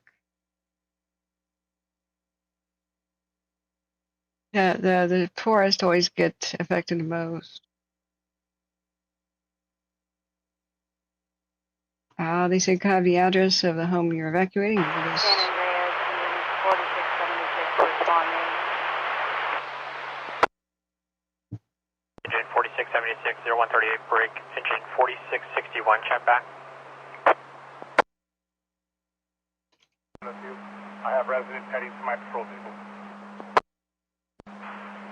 Copy. Let's get them out of here. We got embers falling everywhere. 4, confirmed 3 residents in this house. They are leaving. I copy. Residence to the west is vacant. I don't have numbers on it. Let's get them out of here. We got embers falling. The residence to the west is vacant. So we have 2 different fires. Okay, one northeast of Tuolumne, up on a hill, growing. New one had just started in Sonora, nearby, at R&L gas station. 4661, 0139. They are evacuating the Columbia Mobile Home Park. Yeah. King 5, go ahead. Wow. It'll be myself, that's 297, not King 4 on the Columbia fire. Well, the flood thing is explained. 10-4, I figured that out, and you're on Hauser Lane. As far as Hauser Lane, I'm checking on Parrots Ferry, see if there's any other structures nearby. 10-4. Yeah, Sonora. Really, Columbia. The fire started behind a gas station. Tuolumne, King 6, I'm going 1097 area. King 6, 10-4. I guess it's Columbia, but yeah. Yep. Well, hi, Sarah. How are you? Units are onto the vegetation fire near the Arnold Mini Mart per Chief 720, access way up the Hauser Lane, 0140. Right now it's relatively small, but it is very close to a house.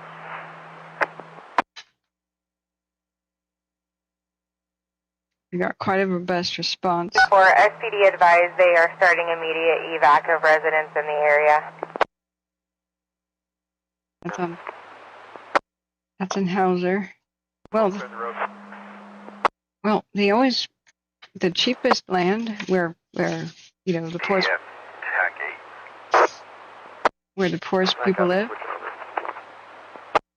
Yeah, where the poorest people live is always like the most flood prone, most flood and fire prone places. 751 down King, switching attack. Engine 751, 0141.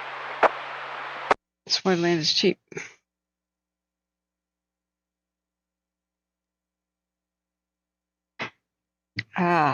So the flood thing is really explaining, why mobile home parks get put. They're always right next to the river. They're always, in the floodplain. Lower Ninth Ward of New Orleans is below sea level for a reason. I know. I know. San Andreas engine 791, we're at scene. Yeah. 791 at scene, 141.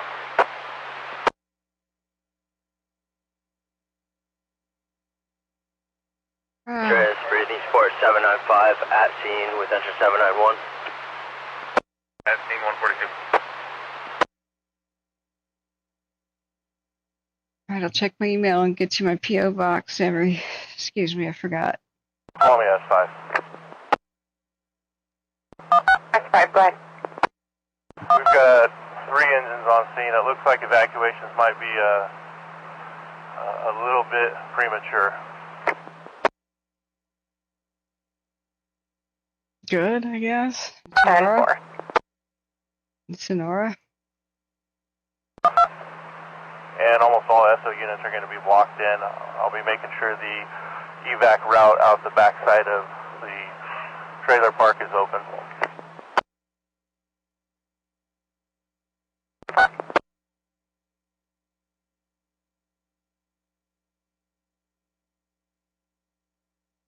Andreas, how's your IC?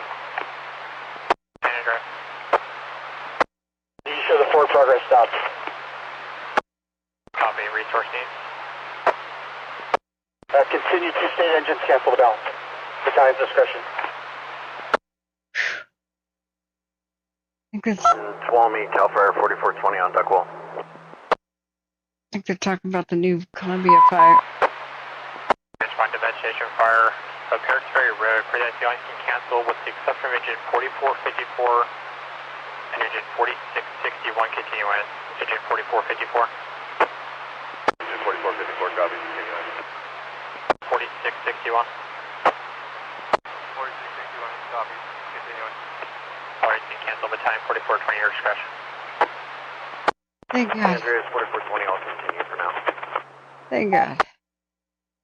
Engine 4476, copy, cancel. 4420. Hey, Fireman, I'm right here at the smoke. 10-4. Engine 4476, enter as calling command tone 3.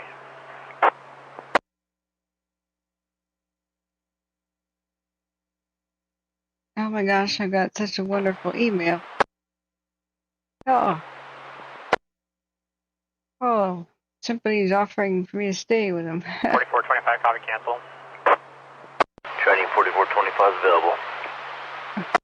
Oh, thank you, Rebecca. Engine 4256 entering the unit.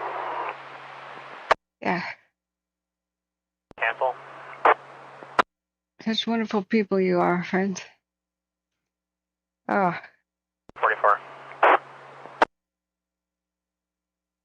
Last unit on local enter unit, repeat. yeah. Andreas, engine 4256 entering the unit.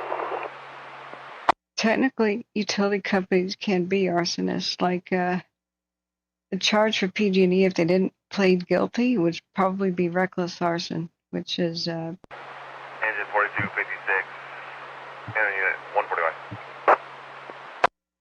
stupidity with fire, like just not caring if people die. Andreas, here's your IC. So they got convicted and man pled guilty. Transferring command with the operator on 791. Yeah, the corporation was convicted instead of Commander unreadable. the executives. Andreas, how's your IC? How do you copy?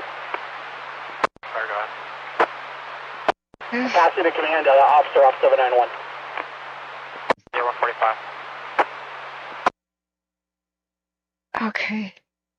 Thank you so much, Rebecca, if you're listening. My eyes are cross-eyed. I'll get back to you soon.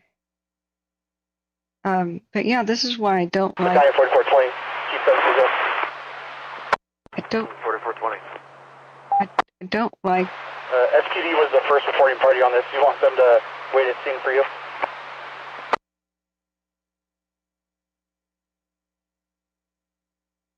Either that or if you grab the officer's phone number, I'll place a call when I get there. Copy.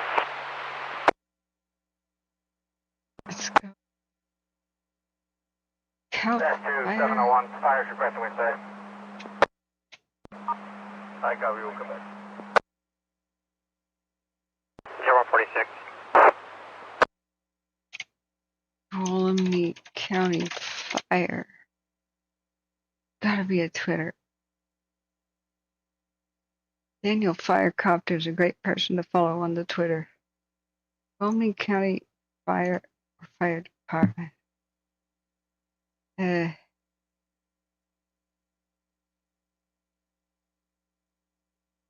world posts right now. That's 2022. Yeah. Tazzy man, hey, how you doing? Yeah. I'm trying to find info on this. We still got a good map here.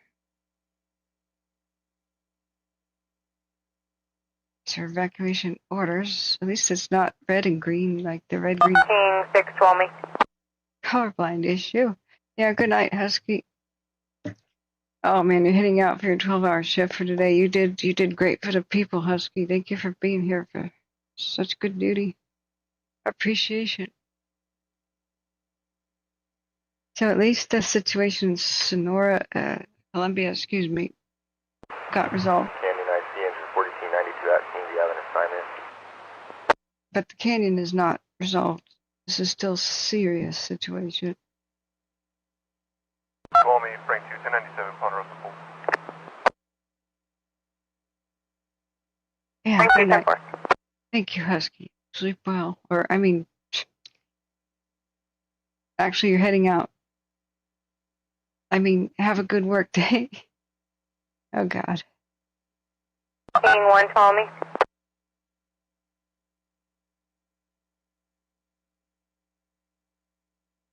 We continue to listen to Tuolumne County. No idea what started this, but it's got to have been a person. Not like it was lightning in the dead calm, dead of night. But it's yet another fire lit northeast of a community in a canyon where the winds every single night pretty much on schedule switch and blow towards communities and towns. Started in the dead of night with the wind blowing towards a community. Extremely suspicious. Yeah. Yeah, I know. Thank you, Emery. I am. If you can email me quick, then I'll get you my email or my PO box. Yeah. You ever heard what penalties were in place? So you no longer Operations Intel 12 TAC 5. Nora X, go ahead. Oh. Just for info, we're manning the hard closure Buchanan at Carter. We're positioned up at Birch. People were coming through here. Oh, Sarah, thank you for your kind support. You already do so much for us. It's going to the coffee Canyon fountain. operations, engine 4292 at scene. Do you have an assignment? I need a drink. Shot of milk. You sold your place on the peninsula. Our cabin was on the west shore. I remember the little Prattville post office thing. Copy, thanks. We were always barefoot as kids, and so we'd walk over. Canyon Operations Intel 12, command. Okay, that's the airplane talking. Intel 12. So, yeah, we would go over to the snobby. All investigative units that are now clear of Columbia, when you respond, please respond to Ponderosa Hills. Link up with either Sergeant Zanini or Corporal Spear for assignments for evacuation order Ponderosa Hills.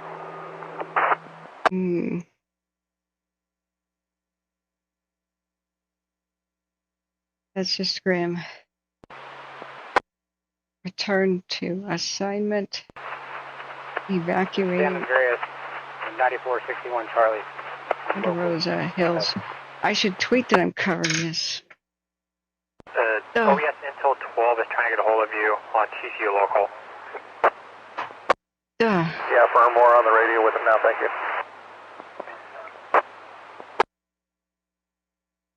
Covered.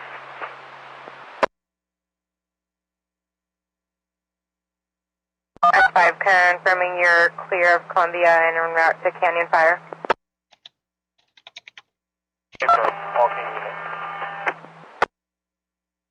Before I will show them all en route to Ponderosa Hills to check in with Sergeant Zanini or Corporal Spears.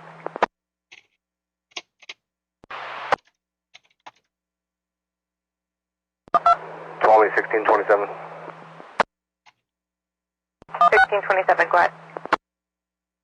Can you log that all residents on Rainbow Road have been either contacted or they're not there? We're going to be heading back down Canyon View.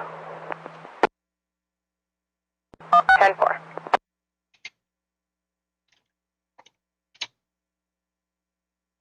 Post it. All right, friends.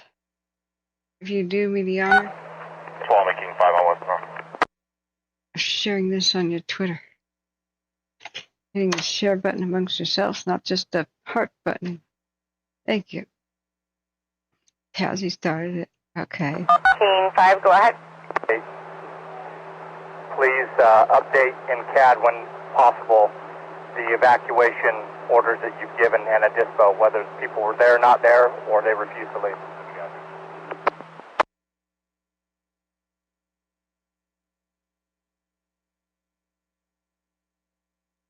You know what, Sarah? We should make these little printouts for everybody.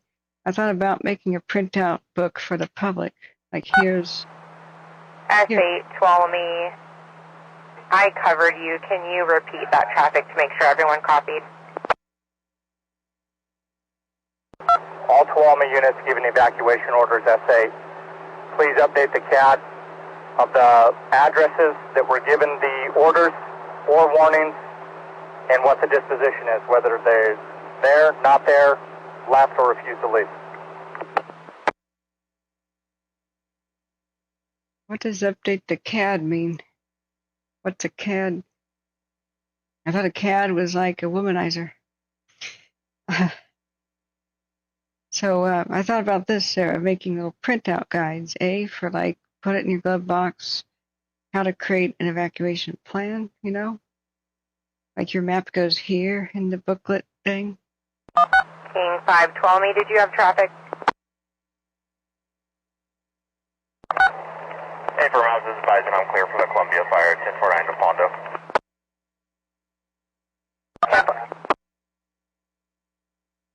Like a little guide on how to make your own evacuation route stuff. CAD's a computer to vehicles. Ah. Thank you. You have wisdom. And like in this situation, here's a thing to print out for your notebook. Your own little thing that you put on your door. Like out, you know. Here's the Wi-Fi password, you know, so that fire crews can make Wi-Fi calls and get maps, you know, messaged to them and sent to them. Computer-aided dispatch. Ah, okay. CAD is computer-aided dispatch. Neat. Sarah is smart.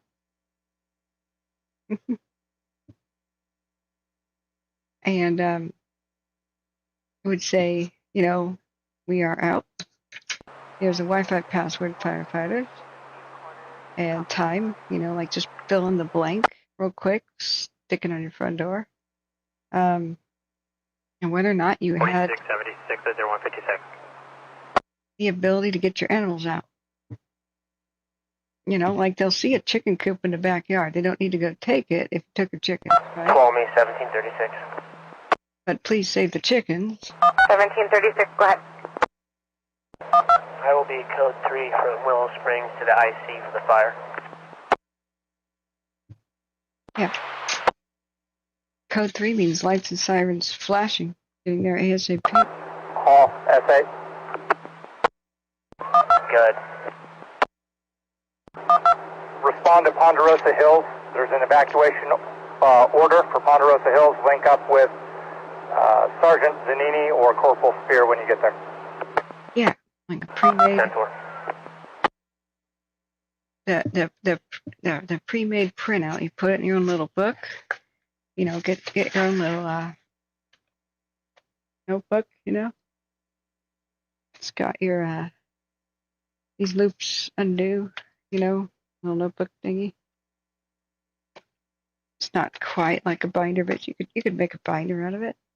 The pre-made binder. We could just put this on like a Dropbox or a G drive for the public to get. So it'd be like the evacuation door notice printout. So that would be, you know, you would say we're out and then fill in time you left and the date, right? And then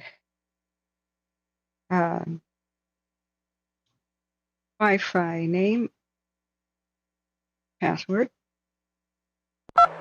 Nora 3, 1627. Good. There. What's your 1020 right now? Eastview. Animals 10-4, we'll head down Canyon View then. out or save them. Circle 1. Right? Animals San out. Andreas, engine 4454, is that King? Oh yes, thank you. Thank you. I'm a little sleep deprived. I've been at this for 14 hours or something. Thanks, John. Tuolumne.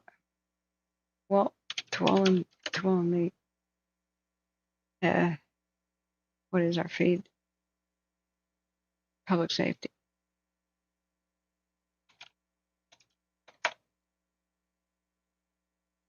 Okay. Thanks. So we are out. Time and date left. San Andreas, engine 4454, is that King? Animals. Blank area. Out or save them. Circle 1. San Andreas, how's our IT? Gate codes. Gate codes. Right. Blank space. And then keys. Blank. You would write in, you know, under doormat. How's our IT? RT standby, less priority. Location like under door mat. Sleep is overrated. I know. I'm just gonna never sleep again. Sleep just gets your hope up that it can happen again, right? Yeah, keys like gate keys, right? Because if they need to go in your backyard or down the driveway or get your livestock out, they'll either cut them, and there's a weight in order to cut it, or they will use your keys. And or codes, right? So the arsonist, alleged, was running on foot behind a bunch of locked gates and driveways the other night with the mosquito area on the Crozier. I want to take a look at the Crozier's cameras.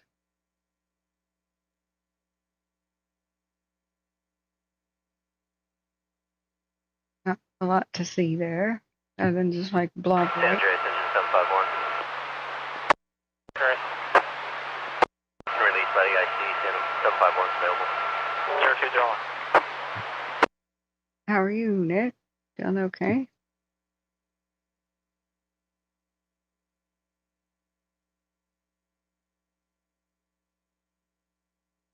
We're doing okay. We'll get to this together. Oh, did you see the boo-boos?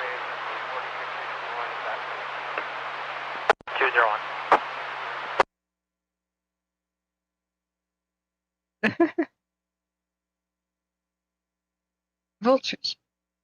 Just hanging out. Turkey buzzards.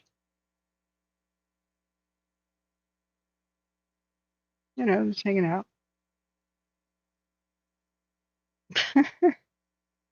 Hey, birds are lucky. Birds and hens are lucky, dang it. This is the Crozier. 14-4, how's right, Crozier. Crozier. It was Crozier. I was coached on that today. Crozier.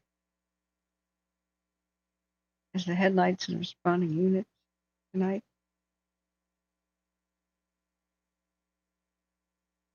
You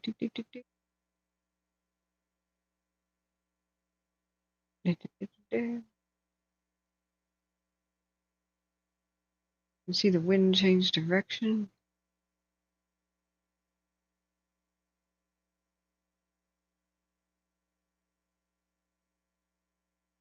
Yeah, Sarah says there were a bunch of fire engines.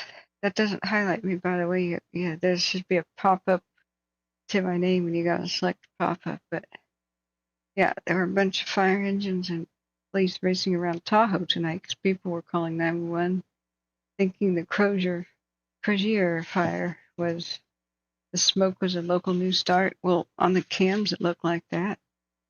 The cams, I thought there was a news start because Nevada County showed a sudden smoke column in front. Branch 15 operations on command.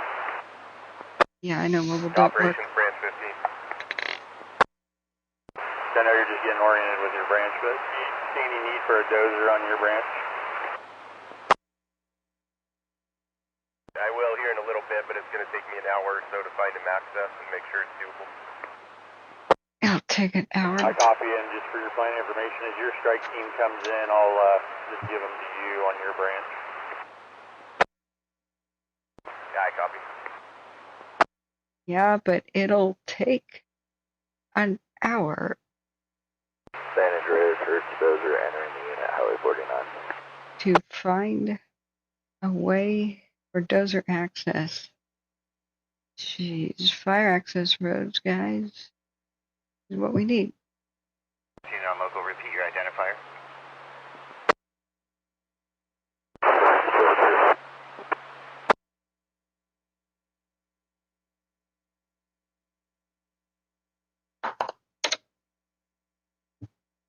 Dozer, you can cancel 0204. He just told the dozer to cancel response and just kind of wait. Oh my God.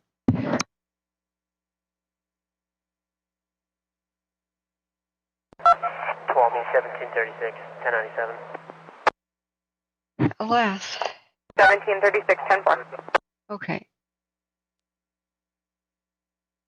When are you just gonna get a PC, Sarah? Just like the rest of the world. Like, when are you gonna civilize?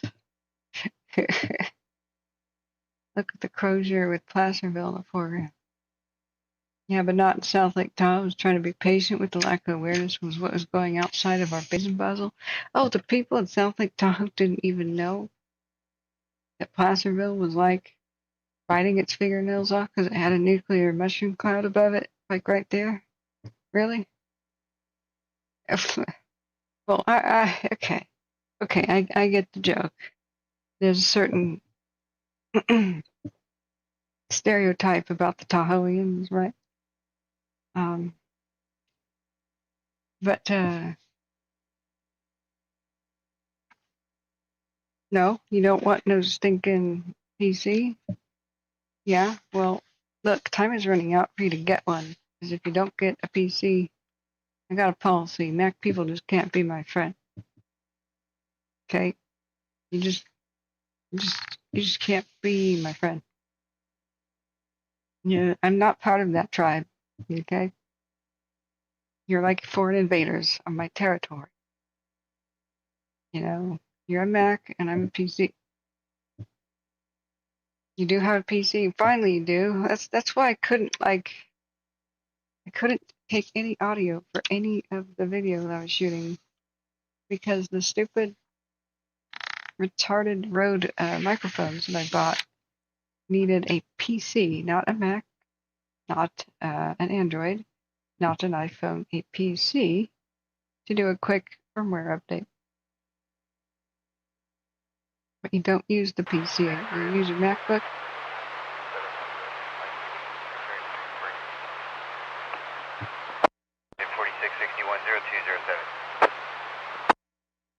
Sadder words were never spoken. I guess you could still be in my club, you know, but your elite membership status is revoked. Okay, we're reassigning your table. You didn't have no PC when I needed one, man. I went around to everywhere in Tahoe and said, anybody with a PC, I need it right now.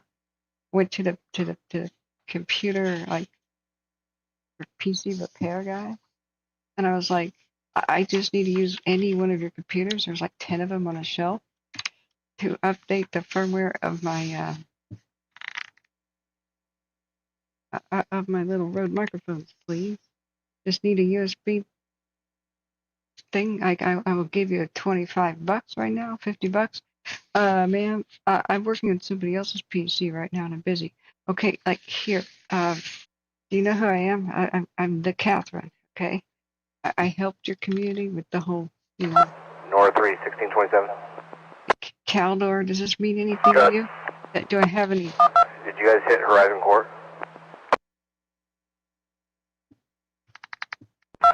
Negative. Tibor.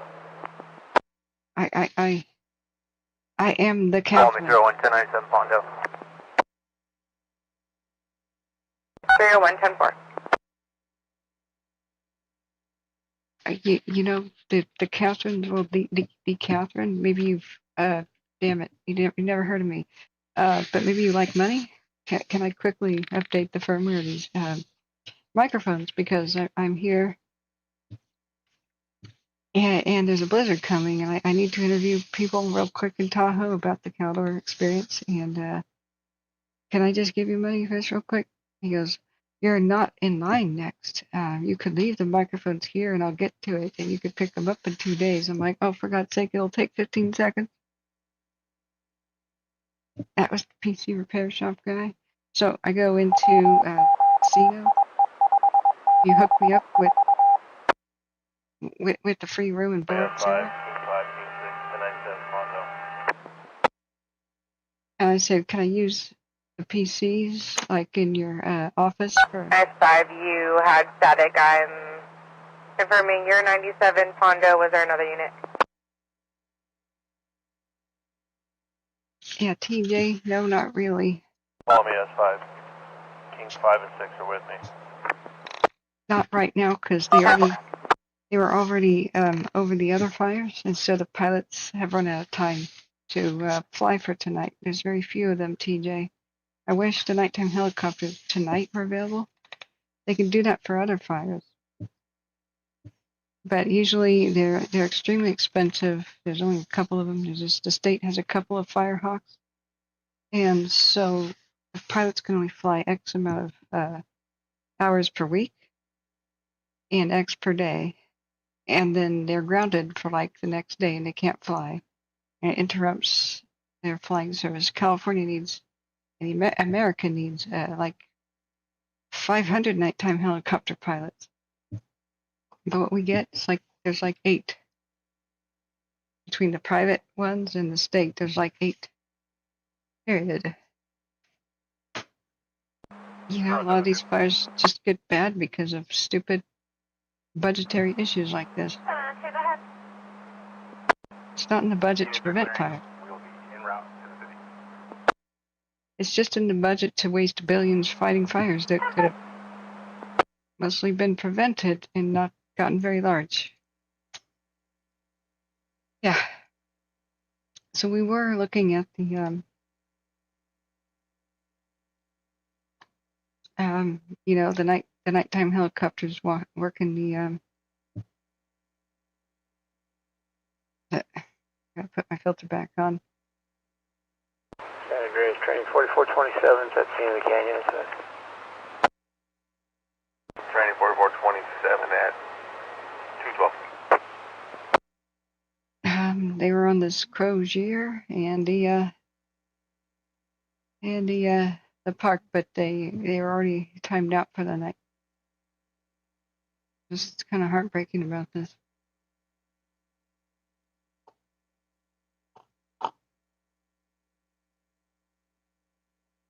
I wish, TJ, in the future, we're in a particular bad spot right now, but I want to give people hope about the future.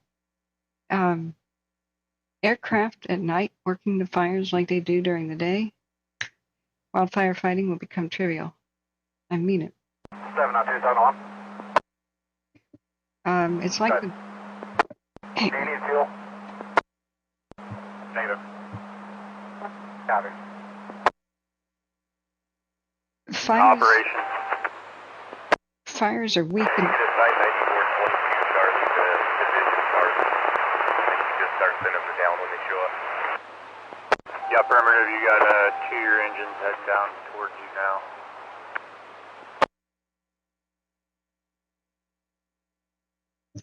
fires are weak and feeble at night compared to the day. Sometimes extremely weak and feeble, especially if there's humidity at night, like dewy stuff, and they lose the steroids of the day that beats them up. The sunlight and the heat. If we could slam them all night, just like we did during the day with aircraft, triviality, that'll come with new technology and budget. 4290 that scene. That'll come with budget and priority and tech. 4290, 213. But if you can quickly get to a fire, like instantly launch, helicopters or unmanned drones that are like, big ones, like, the size of a swimming pool. Those kind of drones, almost like from the military.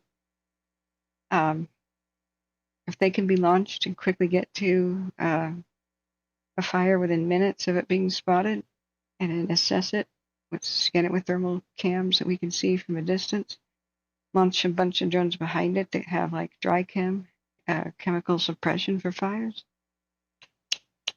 Fires will be a trivial thing. Because every fire starts really small.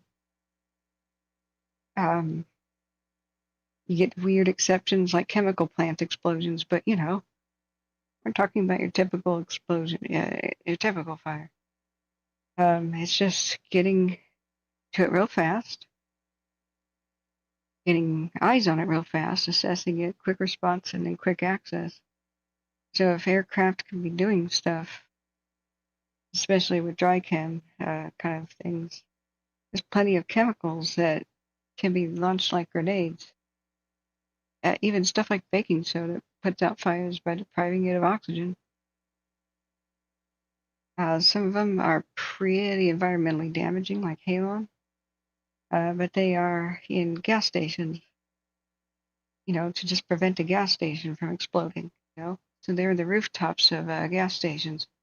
But there's all kinds of firefighting dry chem stuff. Like it would be better to put out a fire real quick, like lightning striking a tree with chemicals and just doing a quick cleanup, a quick small environmental cleanup. Yeah, we know about the canyon fires. Where it is, they mapped where it was. It's grown since then.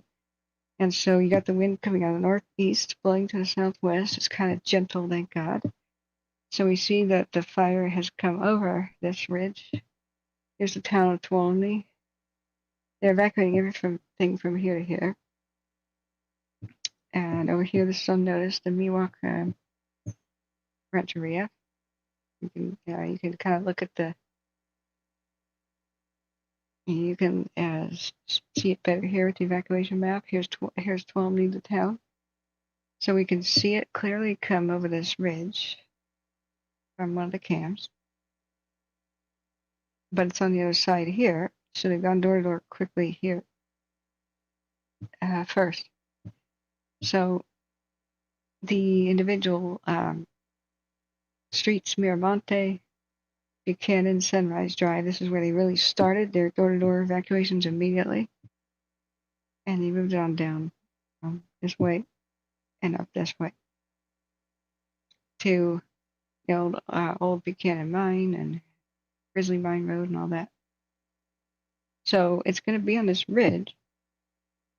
And so this is like the barrel of a gun, this canyon. It's looking at the community. So even though there's no real big prevailing winds right now, there's always a little bit of drift of winds that go up and down the canyons at night. Like here's where we've been watching it come over the ridge. This is looking to the north. San Andreas Canyon operations on command. So the entire east side of Tuolumne town and northeast is what is Place to call in just a minute here. Let me get back up where I got cell service. Copy 0218.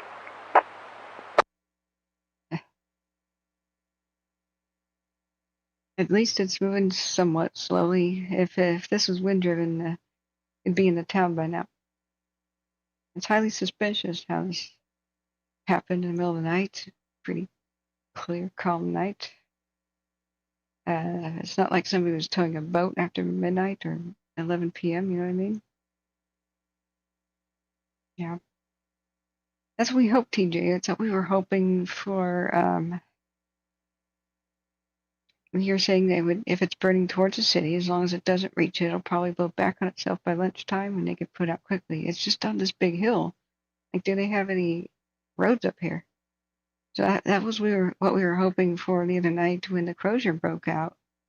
And during the day, they almost had it. But they needed to make their own access roads with the dozers to get to it. It was laying down like a good doggy. It was trying to go back against the wind, so it was moving real slowly, really mild, not very intense. And they asked for more dozers.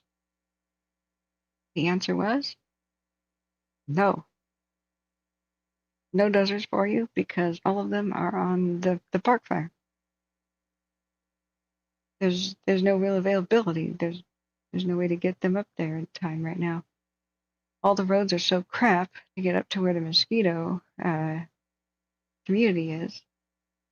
It takes hours to get something like a trailer truck up there with dozers. And most of those are already on the park fire. Yeah, exactly. And what Sarah is saying is what exactly happened with the fire. The Crozier it was just on one little ridge. As soon as the dozer made access to it, it took 3 hours. The embers went pew, and it went over to the next one across the small canyon. So then they're like, okay, how do we get over there? And all the old roads, the forest access roads, the Forest Service roads have gone to crap. Forest Service has really been neglecting them. We can look at Count Topo, but I'm sure if we turn on Forest Service layer,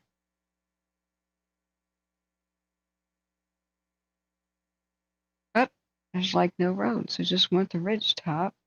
So if it's burning across like this, it's kind of in an arc right now, coming this way along the ridge. How do you cross that T? If it's coming down this way, to stop it, if it's going this way, you gotta stop it in front of a T. There's no T road. This is nightmarish terrain. So he's had the same kind of issue. Same kind of issue with so many things. The park fire went up a ravine. Couldn't cross the T. There were not enough 4420 to Tuolumne command. roads across. So I'll be clear of the Hauser, back en route to the canyon, switching back to command 12. as soon as they caught up with the Crozier and made a dozer line, it the wind took the embers and it went over another ravine or another place. They can't really look at it. They can't get to it because California doesn't have a lot of bridges, period. Across these ravines, they have to be really, really tall and really robust because of California's epic flooding every 10 years or 15 years that has a tendency to destroy bridges. They got to be super bridges. Yeah. Sarah says, I was half tempted to tow our Bobcat trailer out there and just get going on a rogue dozer line. It's so frustrating when heavy equipment is just sitting on my lot and they're not using it. Can you quickly sign up to be a contractor, Because what you can do is, as long as the equipment is inspected, you can drive it there, hand them the keys, and say, here you go. Some people ended up doing that, Sarah. They were rogue firefighting people who bought their own water trucks and stuff on the 2020 fires up in Oregon. And they went around putting out fires. Fire crews hated it because they were worried to death for them. They were scolded, but they were, hailed in public. Some of them came into my channel and said, hey, some locals were doing this. So my advice was just become a volunteer firefighter yourself and get the training so you don't die. But pat on the head, Yeah. They were doing it in the Dixie too. Yeah. It's totally legal for you to protect your own property in any way with your own, equipment. A lot of people do that. But it's best to do it before you need it. Don't stay there when the fire is there. That would be another thing on this evacuation door notice. Heavy equipment. Heavy equipment. Permission to use. Permission to use. Yeah. Pre-made evacuation door notice. Put it on your door before you leave. It says we're out, time and date that you left, Wi-Fi name and password. Feel free to use firefighters. Animals, either they're out or save them, circle 1. Gate codes, digital. Keys to gates, their location, such as under the doormat. Heavy equipment on property and permission to use. And their key location. Also, water tank, pond, water tank, pond, or irrigation pump locations for the use of the firefighters, for the use of crews. This could be really damned helpful. I think. Okay. So the Crozier did not look like it was going to be that big of a deal at first because they got to it quickly, but then they couldn't get actual water trucks to it. So completing the story, when KCRA was flying over it the day before last, I keep getting everything confused with time.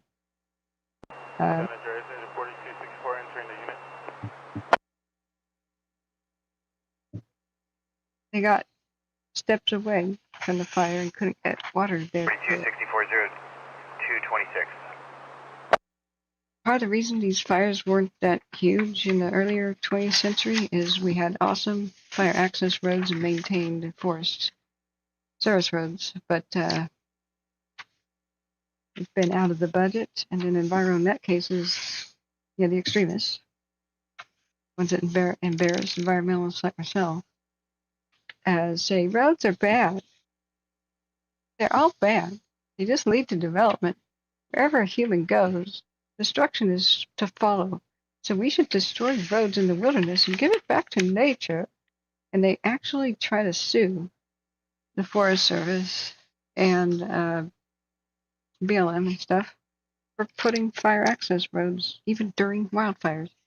Wildfires are natural. We should just stop encroaching on nature's habitat and just let everything burn up.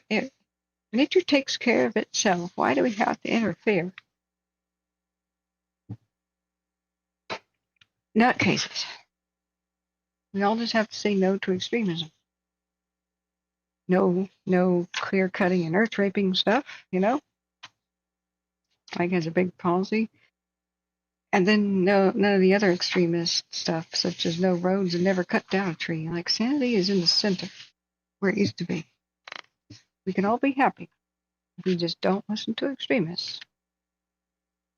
Nick Giles says, why don't some of the millionaires and billionaires in the world just buy some dozers and get them there? Well, actually, the billionaires around Tahoe, there's people you've heard of that own Tahoe properties. Zuckerberg and others hang out there. I'm not saying he did this, but this as an example of a billionaire who has property there. They're beginning to hire their own private fire companies to protect their own property and just sit on it. And some of the fancier fire insurance companies offer that now. And now there's a big tension between those private guys that get paid handsomely and like volunteer firefighters who don't get paid at all, who are working their asses off. It's a lot like the private contractors of the military that get paid handsomely, and our troopers are on food stamps. It's kind of the same thing. So they do spend money on protecting their own property, but the one sad thing is that even if you or I want to fundraise for, like, say, upgraded radios, sometimes firefighters, especially the rural volunteer departments, don't have good radios, can't even talk to each other. You're not allowed to donate money to, like, your local fire department. They're not allowed to take things. Like, I would have handed them my drone and said, here, fire crews have this, and the local department, and you can see if fire's going to the roof of a building or, like, what's going on. You're not allowed to give them gifts or give them money. Like, it has to be a tax levy and stuff. Just, it's maddening. It's maddening. So even though this doesn't look like it's that big, serious, or big of a deal, the critically dry levels of the fuels, as soon as some wind hits this tomorrow, off to the races. Just like with the Crozier. They don't have enough dozers and stuff right now to make lines. There's 4 of them that they have available. Let's see where they might try to possibly stop it.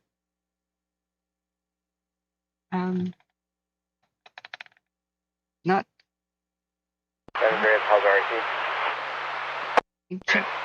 ancient mining roads.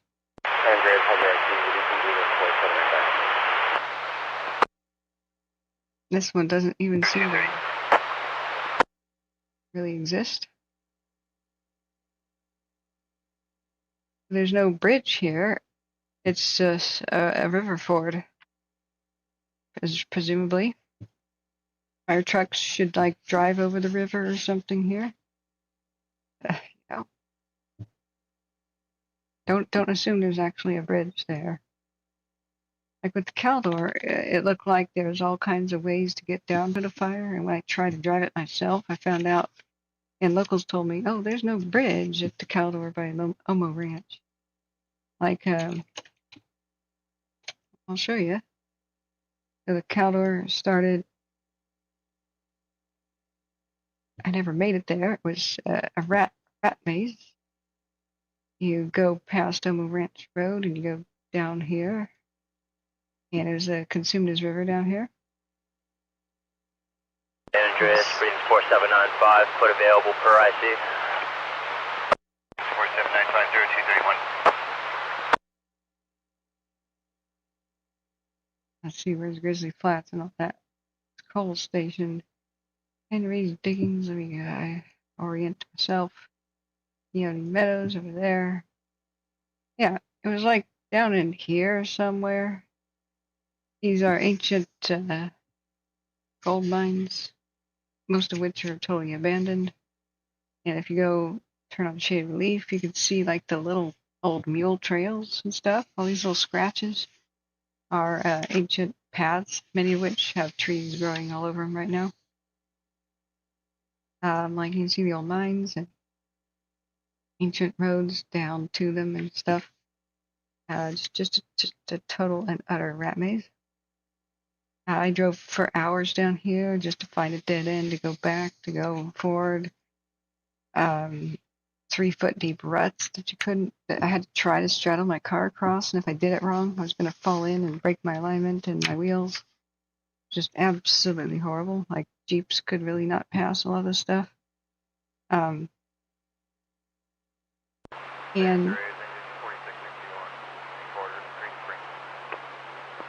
like here's the Consumers River. 4661, 0232. Like here's the Consumers River. And like it would show like here, like, oh, maybe the fire crews could meet each other. Those from Sweeney's Crossing and stuff, they could come over here, right? Hell no. If you think you can cross the river, it's a ford. Like it's a ford. There hasn't been like a true bridge for I don't know, 100 years or so. So it was like really, like down here. That's a ford. So the locals gave me a wake up call on yeah. So the fire started somewhere down in there. That's why the local fire crews got so lost, and the 911 dispatch did not understand what the 911 callers, the father and son who first reported it, were saying. They're saying it's on Caldor Road, and there's like 5 Caldor roads. See this where it says Caldor Road? There's like 5 of them because Caldor used to be California Door Company town. It was a lumber mill town. It's now a ghost town. Oh, that is definitely not PC, politically correct. I didn't, you can see how old these mines are when they're called Old Chink, like what the hell? Sorry. So, most of these literally are from 1875. That's how old the roads are. They have not been really used much since the 30s, if at all. So, Caldor is this way the hell over here, old ghost town. California Door Company ghost town, and all of these roads mostly used to be railroads. And so it's called the Caldor Railroad Line. So most of the fire access roads and Forest Service roads in general in our national forests used to be railroads. And trees used to be so huge that it took, remember Sarah, when we drove through here at night, it used to take steam trains to transport logs because they'd be like 9 to 12 feet in diameter. Not circumference, diameter. Just enormous. And same thing for the mines. They had to transport extremely heavy equipment to the mines, like giant boilers and heavy equipment to build them and stuff. So it was railroads. So after World War I happened, most of our historic railroads in the forests were torn up for the iron, for the tracks to make war machines. That's where history goes, in the toilet of the war machine. And World War II, the rest of them were torn up, pretty much destroying permanently America's rail system. So every single one of these Caldor roads, which is like 5 of them, were once the Caldor Railroad. It was like a loop. So the poor 911 operator, bless her little heart, They said it's Caldor Road, okay? You get to the fire by taking Caldor Road, is what the 911 callers were saying. So she goes and tells all the fire crews, way the hell over here. And it was crackly, no cell phone service stuff. She tells all the fire crews who were responding from like Somerset way over there, and the closest place, which was like Grizzly Flats right there, in the Umatilla Meadows. The fire's at Caldor, the town. They used to be there. So they all drove over here to Caldor, which takes about a damn hour on these crappy old ass, poorly maintained Forest Service roads. At least 38 minutes. Then they realized, oh, it's not here. Oh, they meant Caldor Road. So they drove at least 38 to 45 minutes back to this direction. So they didn't arrive to meet the 911 callers who would have showed them where it was. They kept making calls, going to different, going around warning people like campers get away from the fire. They kept trying to get to higher ground and make calls for better cell phone service. They seem to be fitting the profile of very, very concerned, upstanding citizens. And this is why I say we need to have cell phone service everywhere, or high-speed internet everywhere. Same thing. You can speak over internet, right? So these delays were absolutely horrific. And later, the father and son team that reported and tried their best to get the fire crews immediately. Engine 4256 on scene. Immediately there, they were later charged with starting the fire. 4256, 0238. Because I don't know, it was the fire chief or fire captain of a nearby town called Pioneer. Even when helicopters couldn't find where the fire was later, because it laid down a little bit, the smoke was kind of in the trees, they couldn't really find it. Helicopter pilots go look for it, airplane pilots look for it. Fire crews start running up and down this rat maze of old mines road, and some of them terminate, some of them go off into giant trees. You wouldn't believe how thick the forest is here.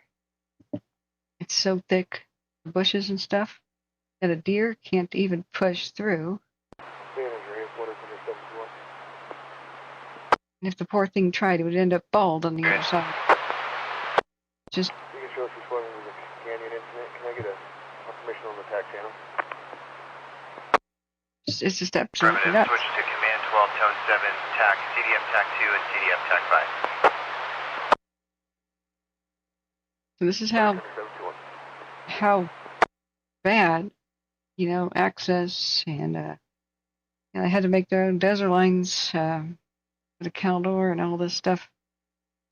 That's how bad these roads can be. A lot of these fires don't have to get big. They could have been really small.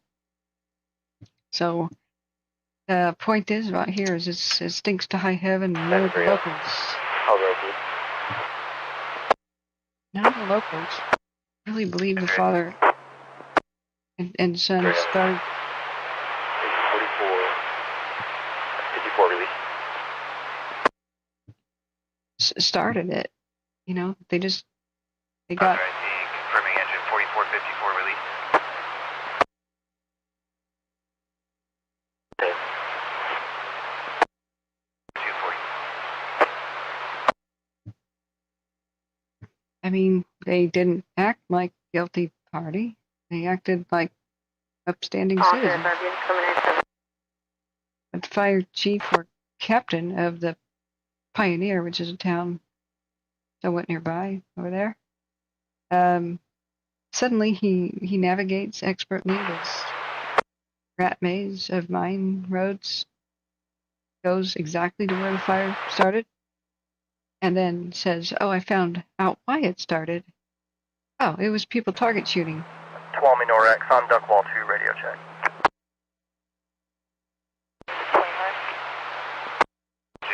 4454, affirmative, 0241.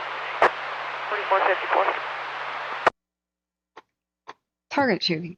So all of a sudden, the father and son that reported the fire are arrested for reckless arson, starting to fire target shooting. Because in all this rat maze mine that I never even got to it. I had locals guiding me, and I could not find my way to where the counter started in all this maze of crap. Somehow he went there immediately, found exactly where it started, and said, "This is it." And he put a little marking flag on the tree branch above the incriminating bullet shells, casings. Yeah. And it turns out this fire captain or chief it was of Pioneer that had just recently come from Arizona was being investigated for starting suspicious fires in Arizona. And then he immediately skips town, goes to Oregon, and immediately dies of cancer. So I can't interview him now, get his side of the story. So, but there's the locals are very, very upset about what happened, and not many people, when I interviewed them, like, hey, what do you think about the charges? You know, Water Tender 721, Command 12. they basically say that they just need somebody to blame.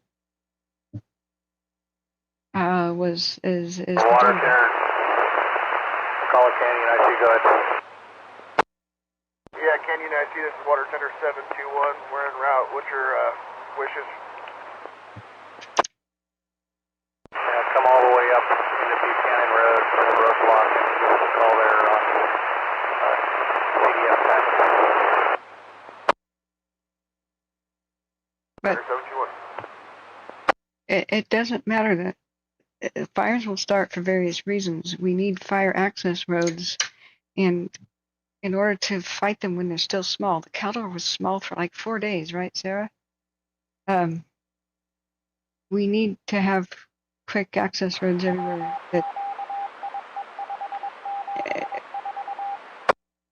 And we need to have a lot of air support, especially those that can fly at night. Yeah. Yeah, I know, Sarah.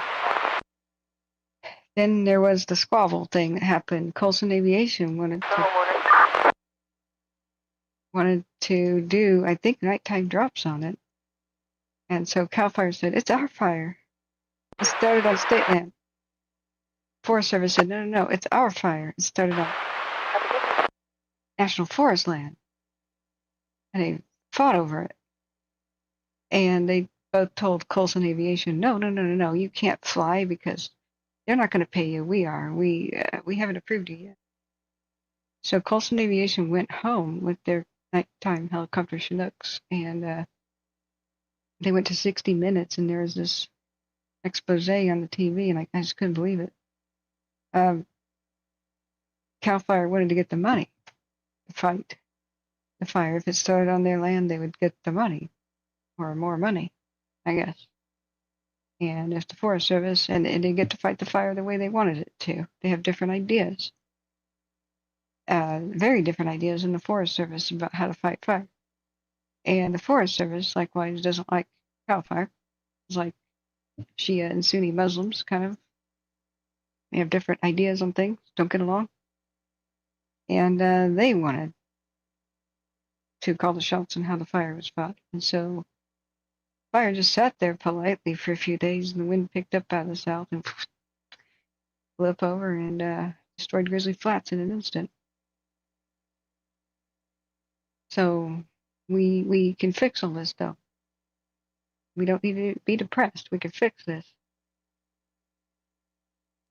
A national firefighting service, federal, and it serves all states. You know, California has a hell of a lot more resources than Oregon or Nevada, but we have our fires too. You know, it shouldn't be the states that are richest to get the best fire protection. And all the different agencies shouldn't be fighting over Jack. They should just be working as a Team America. So we can fix this. We can turn the National Guard into the big flood, hurricane, and fire response federally supercharged and funded unit. I mean, the National Guard needs to guard the nation, and the nation needs help. Right? Hey, Jimmy. Extremely suspicious fire, the canyon fire. Of course, I can't get any sleep. Town of Tuolumne in danger. Much of the neighborhoods of the east side of Tuolumne, all the way up here to here, under mandatory evacuation. And I don't know if they'll put the entire town on it, but everybody there needs to know about it. I wrapped up my 12-hour stream, still alive, 3 hours later. I'm extremely tired. I want to sleep. Yeah, I know. I'm sorry, Sarah. Well, we won't let the world forget, will we? When we're done. When we're done with our filming. The world is trying to forget. We will never let them forget. So this is another really extremely suspicious one. Dead of night, JB. Up a canyon, just out of reach, with the wind blowing towards town and general. No real rhyme or reason for a fire to start just before midnight. And we were speculating earlier that fire crews and police, as soon as fires like this start out, they need to launch heat-seeking drones that would see people running away and see vehicles fleeing. And just manhunt arsonists, just assume that they're there from the get-go. Yeah. Because this is really suspicious. If they had done that when the mosquito fire first broke out near Mosquito, maybe they would have caught the dude who allegedly walked up the street, started the big Crozier. So it's like this. When I thought about being when I thought about being a murder, investigator, like that kind of investigator, FBI profiler and criminologist and detective.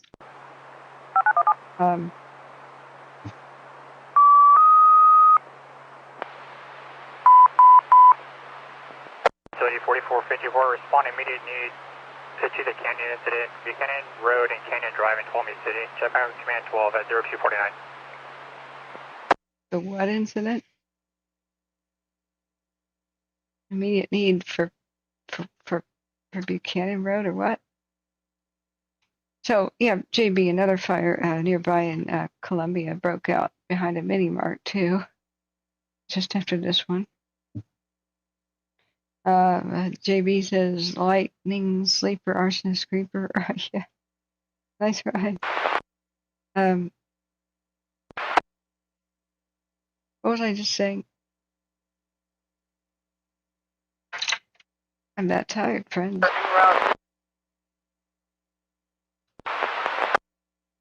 I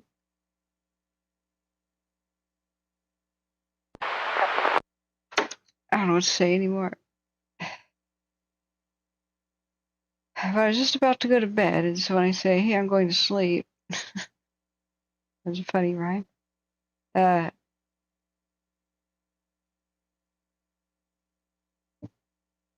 when I curse things,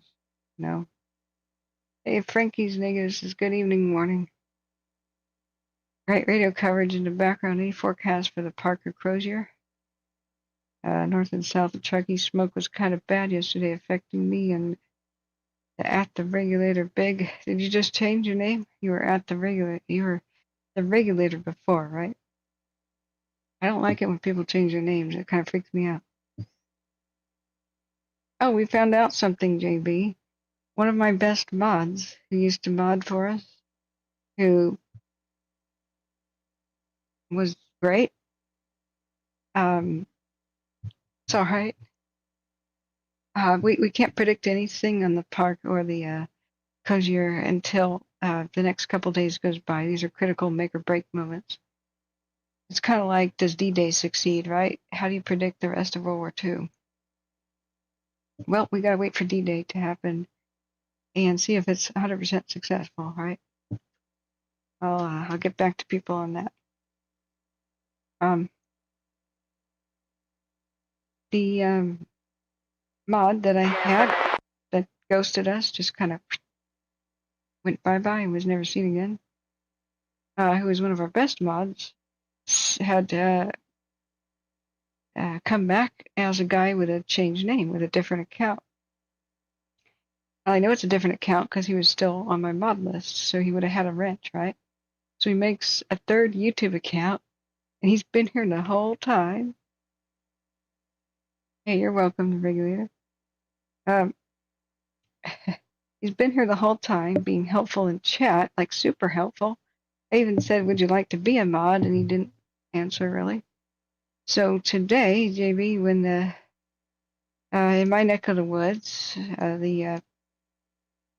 there is the Lee Falls fire just west of Portland. I was going to go cover it, but I found out without a press pass, they won't really let me near it. They're trying to structure protect the entire town of Cherry Grove. That's all I wanted to film, not where the fire was, filming their structure protection, This has got the potential to be pretty bad as a big Tillamook forest fire, like a Tillamook burn. This is a 7-alarm fire by Portland. This mod of mine, who was clandestinely changed his name and made a third YouTube account, Spy Man, turned out to be Big Dog. So he kept saying, I know a lot about this area. And I said, did you? I said, I kept saying, how do you know about this area? He knew a lot about Eastern Oregon too. For like the past couple of weeks, he's been helping me with helpful comments, but not as a mod. 1028. About the go ahead. Lone Rock fires and stuff. 8 King 45466. So he's been helping me talk about the town of Spray, Oregon, that was evacuated, in Lone Rock, and talking about Eastern Oregon, all this local knowledge. And I'm like, that sounds a lot like one of the mods I used to have that knew all this stuff because he was a truck driver and lived pretty locally near Forest Grove. Operations, Branch 5 on command. There's Forest Grove. He even offered to take me Operations to nearby hills to film. The fire's reached Miramani. We're going to sensibly fire, do what we can. Crap. The fire. And I copy. I just placed another order, so we eventually will have 5 Charlies coming in. Okay, they just placed an order. 29's clear, 28's current to a 2000 Dodge pickup to a James Quinton out of Jamestown. 10-4. That could be unrelated. Chatter, this is a Yeah, public. affirmative. We'll take what we can get. All right, the canyon fire has reached the road. They did a mandatory evacuation on Miramonte. That's why we listen. The West Side Rails Trail. Address utility 4454 responding. Utility 4454 0256.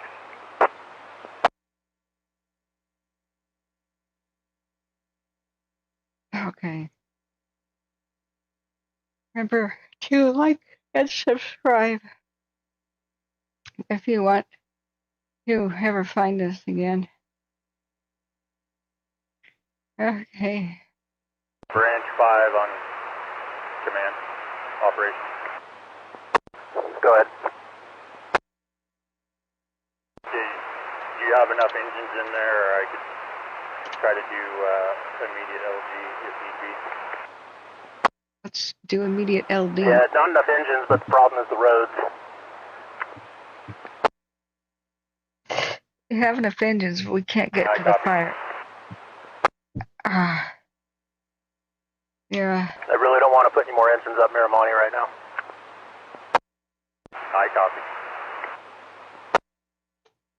They're too narrow, too crappy, too many engines. I can't even turn around and escape.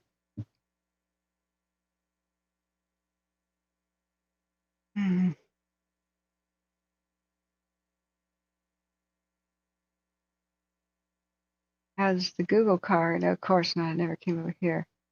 The fire has reached Miramonte.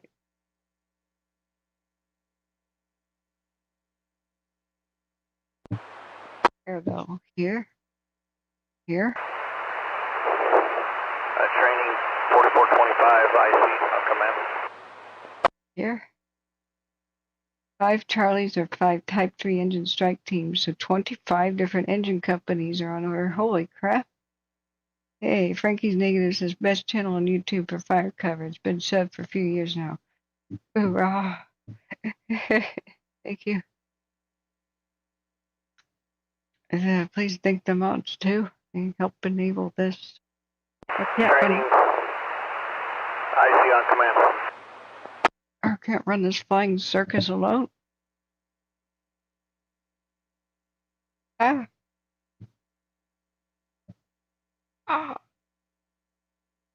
My face hurts. Been kind of staring and glaring at screens. Oh, that feels good to massage it. Canyon IC, train 4426 on command. Do you have traffic? Yeah, affirm your location. Can you return to ICP? I'm down here on Romeo with these crews. I'll make my way up to you. Okay. Yeah, copy. Thanks. It's on either side. I'm sorry, Fritz. Because yawning is contagious and it makes other people trying to stay awake. Nah, I feel tired. Nah. So it's on Mirror. San Andreas, engine 4454 is responding in the canyon. Look at these old mines in history here. Arastraville. Do you know what an Arastra is, Fred? It's the most primitive. 4454, can you place a phone call? Ooh, the dreaded can you place a phone call? Affirmative. That means they don't want to say something on the radio. That could be anything from, here's my personal phone number, to, I found a body. You know, or something else that they don't want the public to hear. You never know. It's northeast breeze on this fire yet. But it's climbing up and down hills and, you know what it does. So where's Miramonte?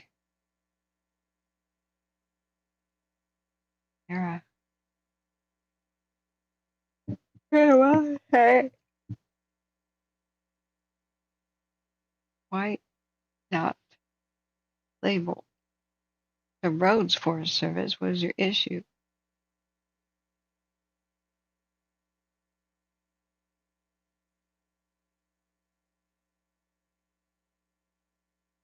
East View, Ponderosa, Deer Haven,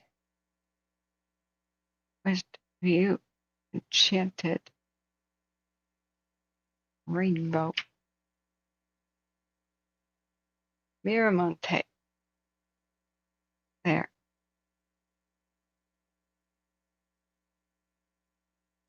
Miramonte.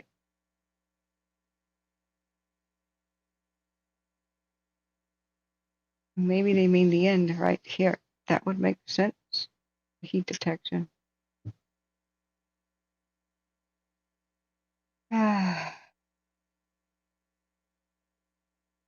Miramonte is a CDCR conservation camp, like an active one. Yeah, it's in the heart of Motherlode country, eating up my places I wanted to film, because I don't believe reality is real anymore. It's my own, I'm in a coma, right? It's my own personal nightmare. Every single place I wanted to film in California and Oregon has basically burned up in fire or is about to, or gets really close all the time. Like you don't even understand. Then my other goal in life was, let's interview old timers before they, especially the greatest generation, before they pass on. I have limited time to do that. So I just want to do that. And then COVID breaks out, and now you can't even talk to the old timers or get near them in 2020 and 2021 and 2022. You might kill them. They're in isolation and stuff. It's just like, okay, you like the hand cursor? Yeah, that's for Caltopo maps. Yeah, I just made my cursor like huge, so it's a click links, and it's a pointy finger. This is like straight out of Windows 3.1. I love it. And then giant cursor for the words, big old arrow. I tried making it different colors, but it doesn't really work. Yeah. I mean, the first place I was going to film for my compared to this boring YouTube history channel I was going to have, follow me. I go on adventures. We film history, and we talk to old timers with their stories, and we'll go to ghost towns, not the paranormal crap, but the history, and we'll film what's left, before time and fire and stuff takes it away. Come with me on adventures. I know secret places. The first one I was going to do is Butte County and start with the Dogtown Nugget Museum, the Gold Nugget Museum of Paradise. I went on their Facebook and started talking to them. I was going to use my brother's house in Paradise as my base of operations and do the Butte County mines. Yeah. Then I was going to go into the Cascades of Oregon and use Jawbone Flats, which is turned into like an air bed and breakfast. The best preserved gold mining town of Oregon, and the only one really preserved in the Cascades, with a huge old growth gem of the world, Opal Creek Wilderness. I was going to go there and film that. I did in March 2020. Then I saw all these huge dead trees everywhere. Oh, God. This place is going to burn down with the first lightning strike ever. It did burn down in 2020. It burned all down. Okay. I was going to go to Brighton Bush Hot Springs. I was going to do all the hot springs of California and Oregon. Brighton Bush burns to the ground. So all the historic mining towns and the lake, Detroit Lake burns down, and then so does Mill City and Lyons and Tehema and Umatilla and Jawbone Flats and all these things all the way to Staten. Okay. So then let's do the Columbia River Gorge ghost towns. Oh, the Columbia River Gorge burned down. Okay. And the Eagle Creek fire in 2018. Okay, well, at least we have Plymouth County. I'll go to Plymouth County, where old cabin was. And that's where I'm gonna film, right? And Dixie Fire. Okay. 42640305. Well, Plymouth County's on fire. That leaves the El Dorado district. Operations engine 4264. I mean, yeah, it's called the El Dorado National Forest. Do you have an assignment?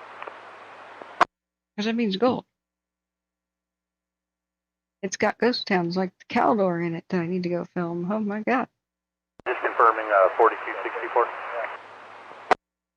That's affirmative, engine 4264. Just tie in with branch 15 CDF TAC 2.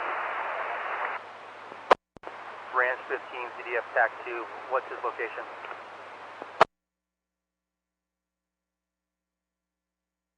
And look at the Crozier go. Just continue down Buchanan Mine Road, or Buchanan Road, sorry.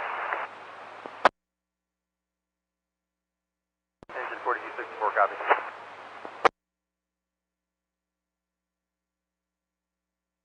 We don't have mods though.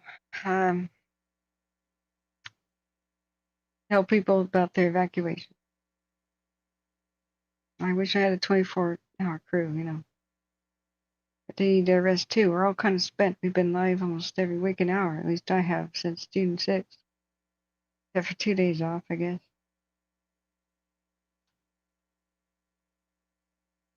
Yeah, the Tuolumne unit CAL FIRE will experience. Yes, it's true. And I need to wake up and cover the Nightmare of Oregon. We did our thing. We got the evacuation info out, right? We can go to bed, right? I really need to. Sarah says I don't know why they don't get masticators up there and start clearing access roads. They don't have any damn bridges there for one.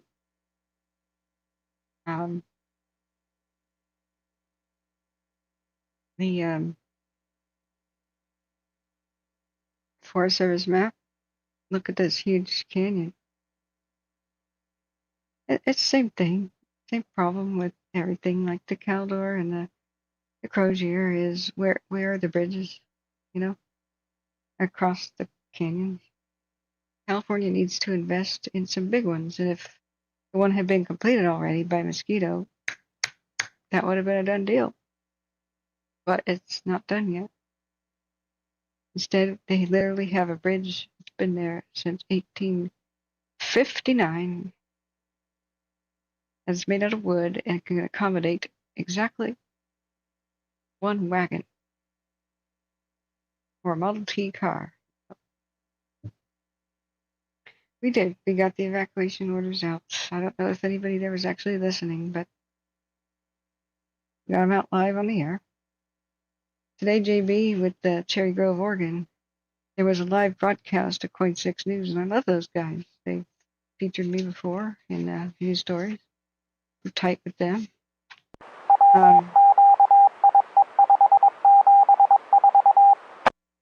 They ended their broadcast just as desperate calls on the radio came in Cherry Grove. I went into their live stream chat, said, did you know they're calling for a level 3 evacuation of the entire town? They didn't see me in the live chat. They didn't even look.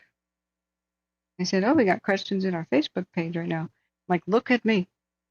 Cherry Grove is under evacuation orders. We just heard it on the radio at 5:34 p.m., okay? Watch Duty didn't have it yet either. I guess they waited for the officials to officially announce that. And so Coin 6 News talked about wind, said, hey, there's a minor brush fire out there. No, it was a 7-alarm brush fire. Coin. And I had to email them. You just ended your live broadcast, but they said 10-foot walls of flame are coming towards homes. And there's a desperate fight to save them, you know. Have I uploaded any weather for Canyon Fire and TCU? Oh, yeah, Sarah. That's cool. I mean, have I seen a fire weather for TCU? Tuolumne forecast, California.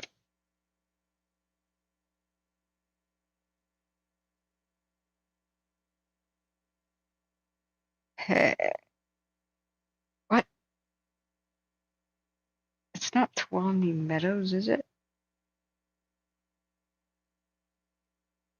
That can't be right. It's not 8,000 feet. Tuolumne, the freaking town.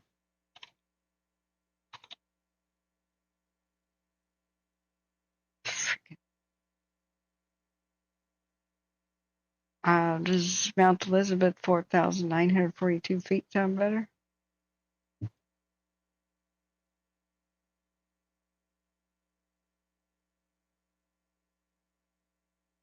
This is 2005, 7. What is it? Jan says I stood on that bridge at Mosquito Road and looked up 300 feet. That construction crane stood there, and I thought this place is dangerous. You got a picture of that, Jan? Good night, Frankies. Good night. Yeah, you know what? I need a pity pizza, like right now. What is our elevation of anything? The Hattie Esther mine? The Jigger Bill Brothers mine? The what? Some of these are funny. All right, I need an elevation. 3,608? No. National Weather Service? No. Tuolumne, the town. Tuolumne, the town. City? Tuolumne City? Still says it's a 5,000 foot elevation. But 26% humidity sounds better. I'm just going to do Columbia. Columbia, California. Columbia, California. Tuolumne County. Yeah, that sounds better. 26% humidity. Wind speed is a dead calm. Tomorrow, 99 degrees. Yeah. The low around 69. 67 tonight, 75. Tomorrow, sunny and hot with a higher near 99. Calm wind becoming west, 5 to 8 miles in the afternoon. It's going to be hot as hell, though. Yeah, Columbia. The Cité. Okay, we got it. Yeah. John Stoker showed me around Volcanoes Cemetery. That one's a trip. I filmed that. Yeah. Check out Relief Hills Cemetery in Nevada County. No, Jan. Remove it from Google Maps. Do not pin cemeteries. Please, please don't. They're trying to remove them from as many topo maps as possible. That is against every rule of exploration. Never geotag, geomark, or geocache a cemetery, especially not a historic one. It was so sad when I went to the cemetery at Seneca in Plumas County. There are grave marker thieves. They steal the marble grave markers and all of the other ones for garden decorations, and they chisel away the marble to like make new graves, and they sell the marble. So what the people did is the hikers hiked into the cemetery at Seneca that was burned up in the Dixie Fire, and but this is like 2008 when I went there, and the locals were like super protective. They didn't want to show anybody where the cemetery was, but it was on the old topo maps. And so people came in and they smashed the cemetery, the headstones, and they were backpacking them out. Like there's so much vandalism with the old cemeteries. Please don't mark them. Please don't map pin them. Please don't tell anybody. There's a big movement to remove them from maps. It's just terrible. And I never watched American Pickers again because those guys are son of a bitch people. You know, excuse my language. It's 3 a.m. though. Those son of a bitches on American Pickers. They found an Iron Cross grave marker from the Civil War in somebody's freaking barn because it was stolen. And they're like, how much is this worth? And they told Americans that those are collectible antiques. It started this huge thing where everybody runs out and steals the headstones and the grave markers. And they started bargaining with the old man who had it in his barn. And they were like so proud of it. They're like, yes, we talked him down to $200. We're going to sell this for $500. Freaking bastards. It's totally awful. It's totally awful. So it's I went there, and almost all the old headstones of the graves of the pioneers and the miners who died at Seneca in Plumas County It's just rubble. It's just rubble. We even have some of those pictures. Probably in my old folders there. And I was every time I meet the locals when I go ghost towning, I have to win their trust that I'm not there to put any of the historic things they're about to show me on any map. It's absolutely not done. Do not map pin, do not make maps, do not share with the public the locations of vulnerable historic places unless there's like a freaking 24/7 guard there. It is absolutely taboo. You don't share locations. True ghost towner does not.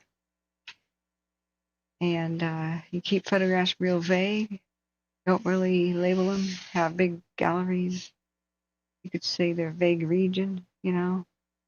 Plumas / Lassen County ghost towns. Don't give away names of your photo gallery of the individual town names because people can find the town names and know what there's something there to go trash. No. It's a code.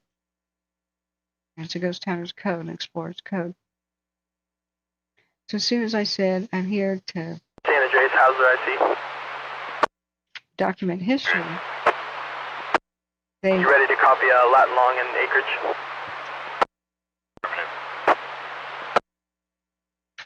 made me swear 38 to God. degrees, 01.8440 by 120 degrees, 24.5703.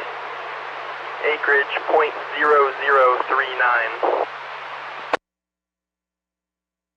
Copy 0318. Is that a spot? Additionally, engine 791 is going to be available. We'll be out of service for water recon. Full advise. Fires contained.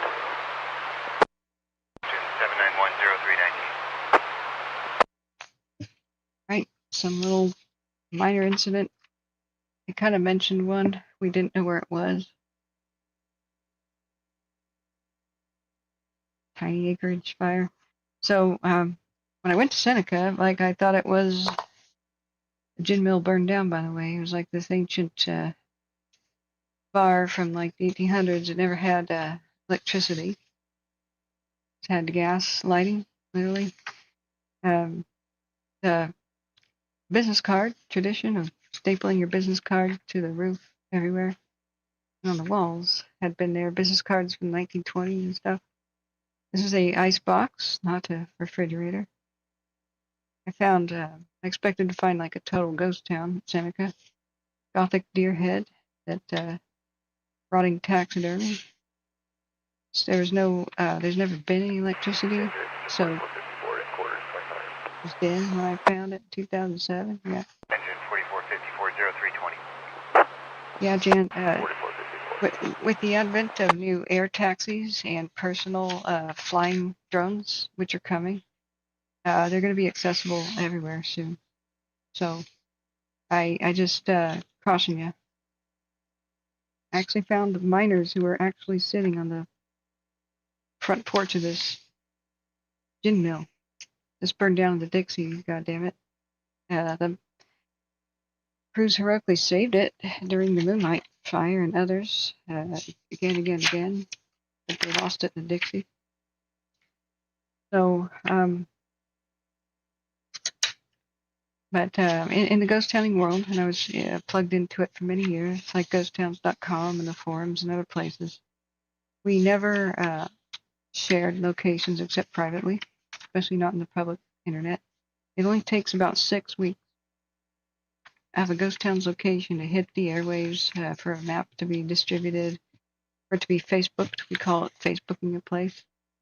Or to be utterly trash, destroyed, graffitied, and just fucked up, basically, excuse my language. So here I was very surprised when I found real miners that were hanging out. They had reopened some of the gold mines. And there's a tent city at Seneca. And I expected to find nobody there. Like, here's the old ancient stove in the corner. Using the bathroom there is an experience in terror. The toilet was like galloping Gertie, not really affixed to the floor very well. There's an old player piano thing there. Saloon, ancient saloon piano with ivory keys and stuff. Quarter-inch of dust over everything. Eighth of an inch, really. There's a time capsule now on the gin mill, and this was like how dark it really was, but I was trying to use the flash. So I got in with the locals, and they were like, there's always a bit of paranoia, like, is it one of those looters again? They told me that a whole bunch of people come and they dig on the properties, looking for bottles, digging and stuff, and they look for antiques and stuff, and it's all private property, and it's in people's front yards. They're trying to preserve that history. That says Seneca the Gin Mill, 1882, right there. It didn't turn out. Here's the plaque, Seneca. And I had done a Google search for Seneca. 4425 en route to the Canyon incident. Switching over to command. Yeah. You made it there, Jan. Others can. You know what I mean? You wouldn't believe the incredible hikes that people do and the incredible strength they have to just backpack out big marble headstones and stuff. So I had read this like blog, and it was this a-hole woman who says, "Oh, I like to ghost town. I like to bottle dig," which is looting, basically. You don't take anything from ghost towns. Don't loot them. It's illegal in California if it's on public land, and you take historical artifacts. You're going to go to prison and have huge fines on public land, and on private land, it's called theft. So don't do it. He had this blog, and she goes, "I went to Seneca. I found out where the old dump was behind the old Seneca Hotel. And I started digging, and I found a porcelain, old, part of a porcelain doll's face. And I took that. I took some old bottles, and then I took some other artifacts. And then there's this rude guy who came out with his shotgun, and he said, 'Please move on, lady.' Well, I can't believe the locals are so rude. It was his freaking property. San Andreas, turning 4425. It was just another looter who showed up, taking stuff. And they're trying to keep it together for like archaeology and stuff. So when I showed up, and I was like, en route, Canyon incident. Hey. 44250324. That's an old mine entrance, blasted shut, by the way, by Seneca. I said, hey, I'm here to document history, and I whipped out my GPS unit at the time to make sure that, I geotag locations. Wallet, 3 wallet, court, cross go shot, 0325. I had to convince them. They went, "Oh, no, don't map pin, lady. You're a map pinner?" I said, "For my own historic archive. I'm not sharing this with people. I expect to live to be 124. My generation can live to be 124. This is for when the forest has swallowed up everything. And we know." Medical aid, difficulty breathing, 3 Willett Court. Yeah, difficulty breathing. This is you have no idea how many ghost towns have actually been lost. Like, nobody knew where Elizabethtown was, or Port Wine, in the mountains, until archaeologists found it again. Like, there are completely lost cemeteries, like for Dolph, Oregon, that nobody knows where they are anymore. So I had a lot of explaining to do. Finally, I win their trust. And they take me up and they said, "This is why we're so antsy. Up here at the cemetery, people have been vandalizing." And so we glue things back together, but they take this stuff apart with sledgehammers, and they pack it up and they take it out. Some of these were just mostly like from the earliest miner deaths, you know. They had a mine collapse and cave in and killed like 22 miners at once. They're mostly just slate rocks.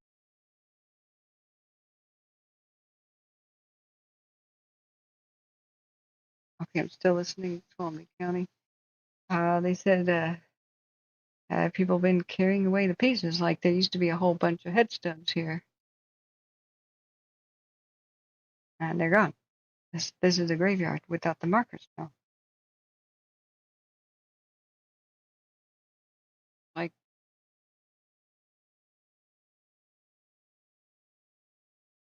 is just unbelievable. I have other pictures, but they're not easily accessible. And they still had some pretty recent graves too. World War II vets and the like. But it's really sad what's happening. And this is some of the ghost town images by Seneca. They called it Seneca Resort as a funny thing. Yeah, people were camping in tents and began to pick, pan, and shovel placer mine again. Once gold hit $1,000 an ounce, it was hell yeah. They have all this mining equipment everywhere from the glory days, and had old buildings.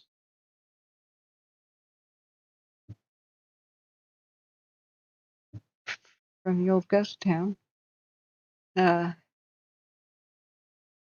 Many people would know what that is.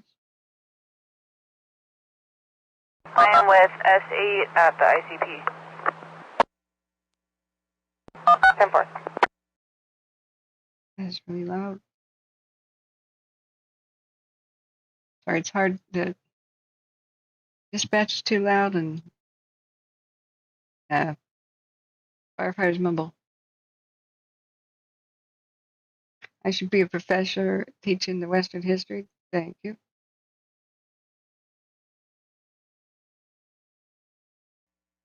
Okay. He just said. Yeah, stand by. I'll see what I can work out. 10-4, thank you. Need help at the Rancheria for evacuations. San Andreas Transport Dozer 4245. Do you have a TAC channel? You have any bodies to spare? Dozer 4245, CDF TAC 2 and CDF TAC 5. Anybody recognize what building that is? As your typical mine building? 4245. 0329. See, I would have had a good history show, right? Show people stuff, especially if I have Starlink and I can go live and say, here, check out California history. It's being burned up. This burned up. The Dixie Fire burned it up. Call me 301. 301, go ahead. The address will actually be 20592, and the subject here has the right out. Subject. 10-4. So that, my friends, is a blasting house. That's where you keep your dynamite. You're supposed to have a rock solid, like you back it up against a cliff, for one thing, or a hill. You have masonry, right, to contain the explosives. You have a very strong door, they're usually iron. Maybe that one was stolen and replaced with wood. And you have a very weak roof on purpose. Because if that should explode, you want the blast to be forced up and away from anybody else. You have a weak roof, extremely robust sides. And you keep it away from everything else. So I don't know what they were doing here at the beams, but I do believe that was a closed mine entrance or something, and they were trying to reopen the mines. Some of them owned mineral rights and stuff. Yeah, exactly, JB, dynamite storage. It's all burned up, though, in Dixie. I don't know what I'm going to find there when I go back. I'm sure that stuff survived. But the gin mill, somebody told me they might be rebuilding it, but you don't get the 1882 gin mill back, you know. They used to have a hotel here at Seneca with solar heated showers. But their graveyard, their cemetery is mostly carried away by looters. I have other pictures, I just can't find them. They're really elaborate carved stuff, Mason created graves. And so only once I won their trust and explained to them with credentials, I showed them about 15 history books in the back of my car. That puts their minds at ease that I'm not there to take stuff.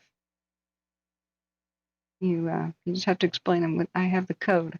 The code of silence, the code of respect, code of no taking. No taking.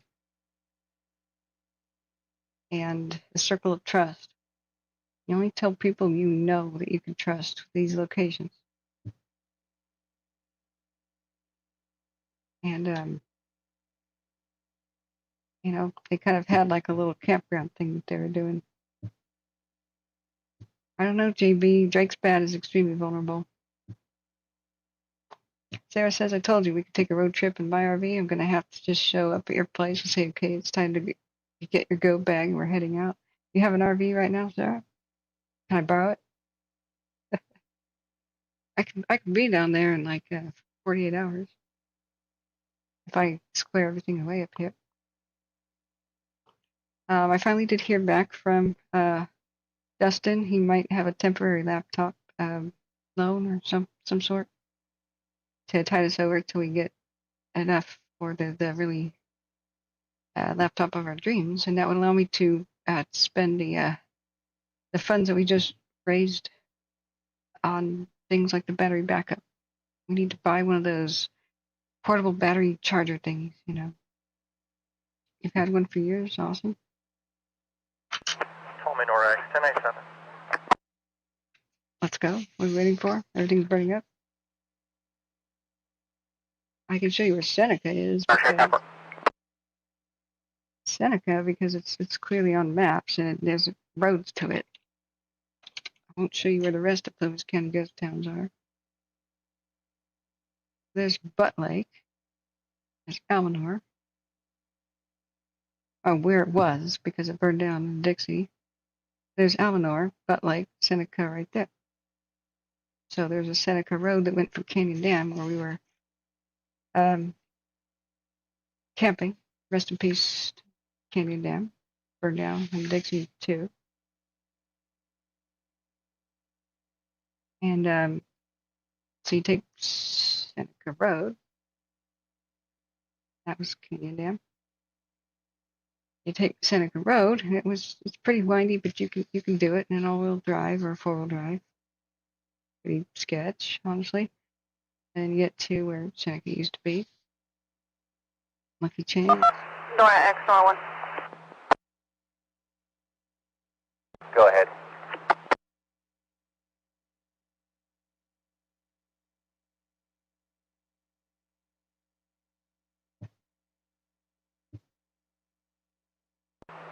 Tuolumne NORAX, go ahead. No lake, just meadow. Nora X, Nora 1, are you clear for 1021?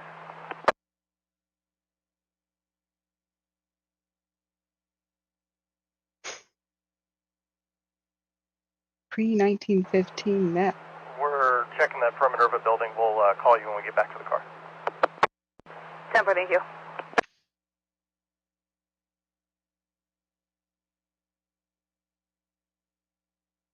We found Prattville with the fish finder. Our radar off our boat pinged the old building. Wasn't your RV packed at your air bed and breakfast when you came to visit? Had I not hauled it in there yet? You were renting a house, like an A-frame, that somebody related to rock and roll had once been in. Oh, right, you took the TV. Yeah, you took the TV in there. Yes, I know, remember. Yes. Still have the TV? Yeah. You're mailing it tomorrow? Good, JB, because I can't have it cross in the mail. You know, if I come to California sooner, it arrives, that would suck. I'm really trying to get a hold of Dustin. I need the laptop to be to arrive here, like in the mail, before I go to California, or else I have to quickly order one. I can't order a laptop and ship it to California because A, California tax. Screw that. Oregon has no sales tax. And I wouldn't want to pay your 7 or 10% tax, whatever you have on goods. More robbery, especially on like a $3,000 laptop we have to get. Jeez. So the thing is all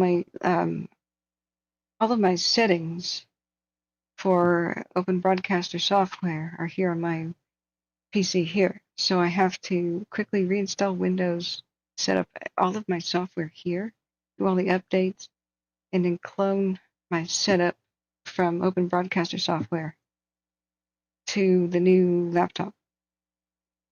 It has to be done here. So, yeah, I vaguely remember that. Okay.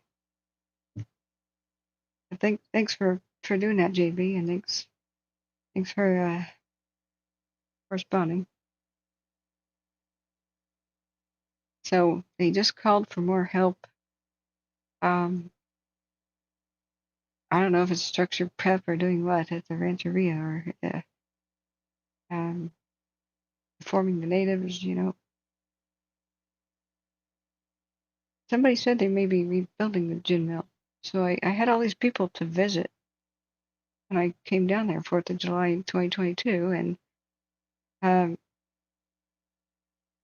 that night the electrifier broke out. I had to drive John Stoker home all the way to Dorado County. But it was ironic. The day I was there at Seneca, there was a wildfire in the area near Canyon Dam, and that was the smoke. But people who know about California history know what that is. Hydro mining. They started washing away hillsides to do mining. Yeah, you're signing off too. Me too. It's, no matter what, I've got to sleep. There's no real mods to, and no real reason to be 24 hours right now. There were people who had cabins at Seneca, and I don't know if they survived the Dixie. I really hope so. Tuolumne NorX, 1098, Frank Adam. People had cabins. My notebook was stolen, and I don't even know the names of the people I met anymore. I went ghost towning down there. Sometimes this is all that remains of buildings. It's just a roof that eventually collapses onto the ground. That was odd. Where's the rest of the building, And it rotted before the roof. The roof was made out of cedar, which resists rot. But I find that really eerie sometimes.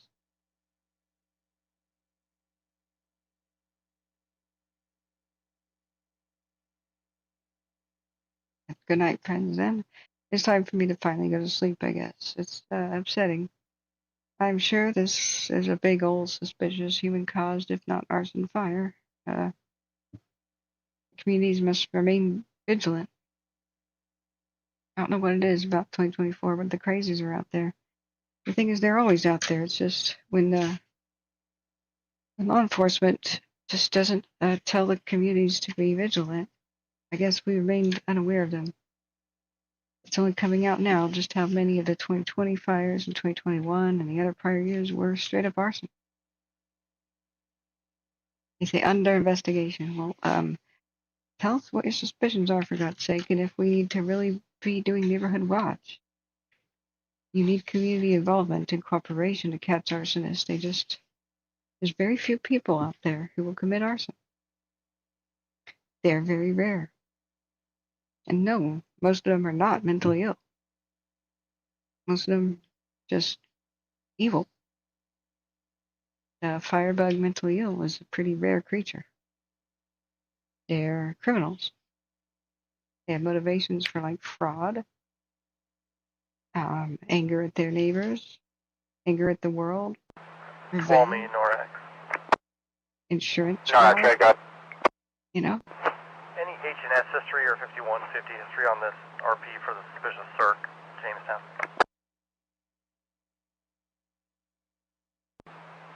Hey, for confirm. Both. Victim of 5150 in 2012, and most recently a lot of H&S history. What does that mean? 10-4. Suspicious circumstance. Call. History of H&S. James found suspicious circumstance. Under the influence of someone on the phone. His stories kept changing and wasn't making sense. 10-4. We'll check the dealership, do a patrol check. 10-4. Maybe auto theft. Not making sense. Check the dealership. Like dealership plates. Interesting. We're listening to all kinds of police chatter on Tuolumne County Public Safety. So interesting, yeah, cop talk. Make my own health a priority. Yes. Okay, friends. Remember, you have to subscribe if you ever find us again, because the YouTube algorithm it sucks. So if you hit subscribe with the ringing bell, you'll be notified whenever we go live. If notifications are set up right, regular notification and regular bell, hit and miss, but at least you'll be able to search and find us again. If you don't want to make a YouTube account and you do want to find us again, though, what you can do is make a good old-fashioned browser bookmark. So you click on the K logo to go to the channel page. Trace engine 791 back in service available. Engine 791, 0343. You go here and you bookmark this. And we're live pretty much almost all the freaking time in the worst of fire seasons, and especially during a crisis. So this is where you check, and right here on the home page, you'll see our latest broadcast and be able to tune back in. And do us a favor, if you want to support the stream but don't have any dough, the best way to support us is help us grow.